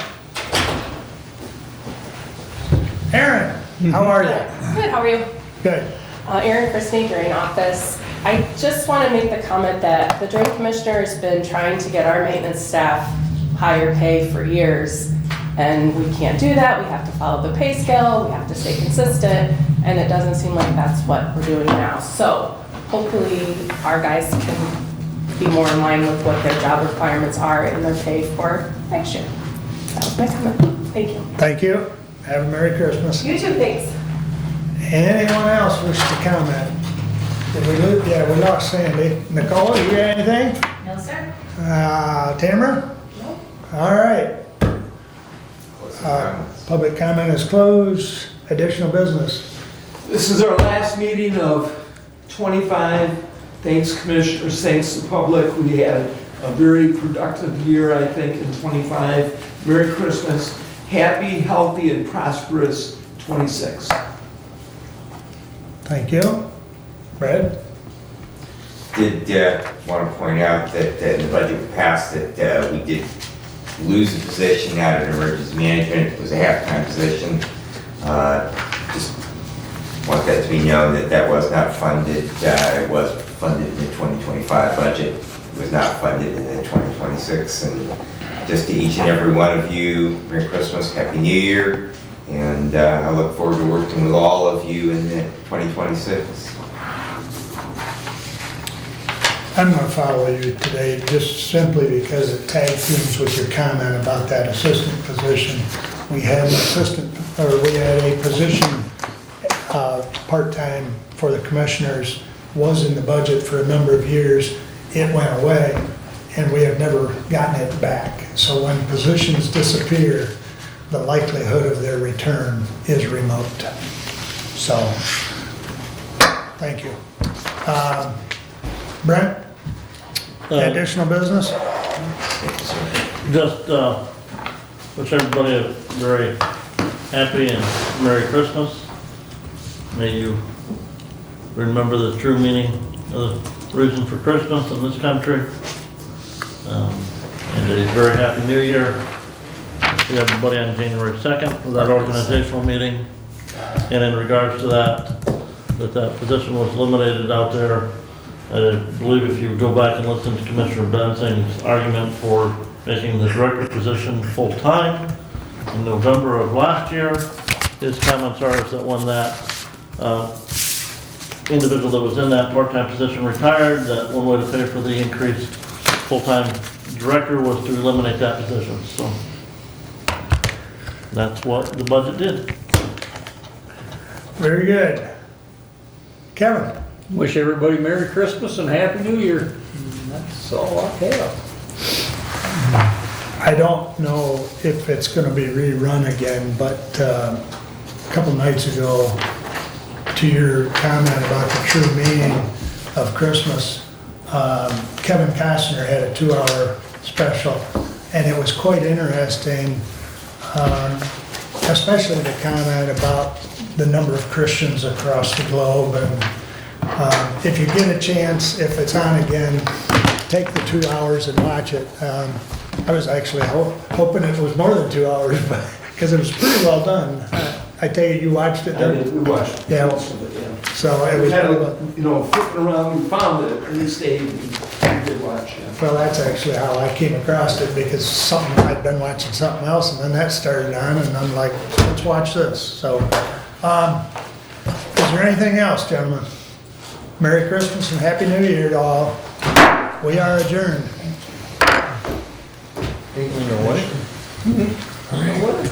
Read some of that? Doug, did you bring this? I'm showing you, yeah, I made that. I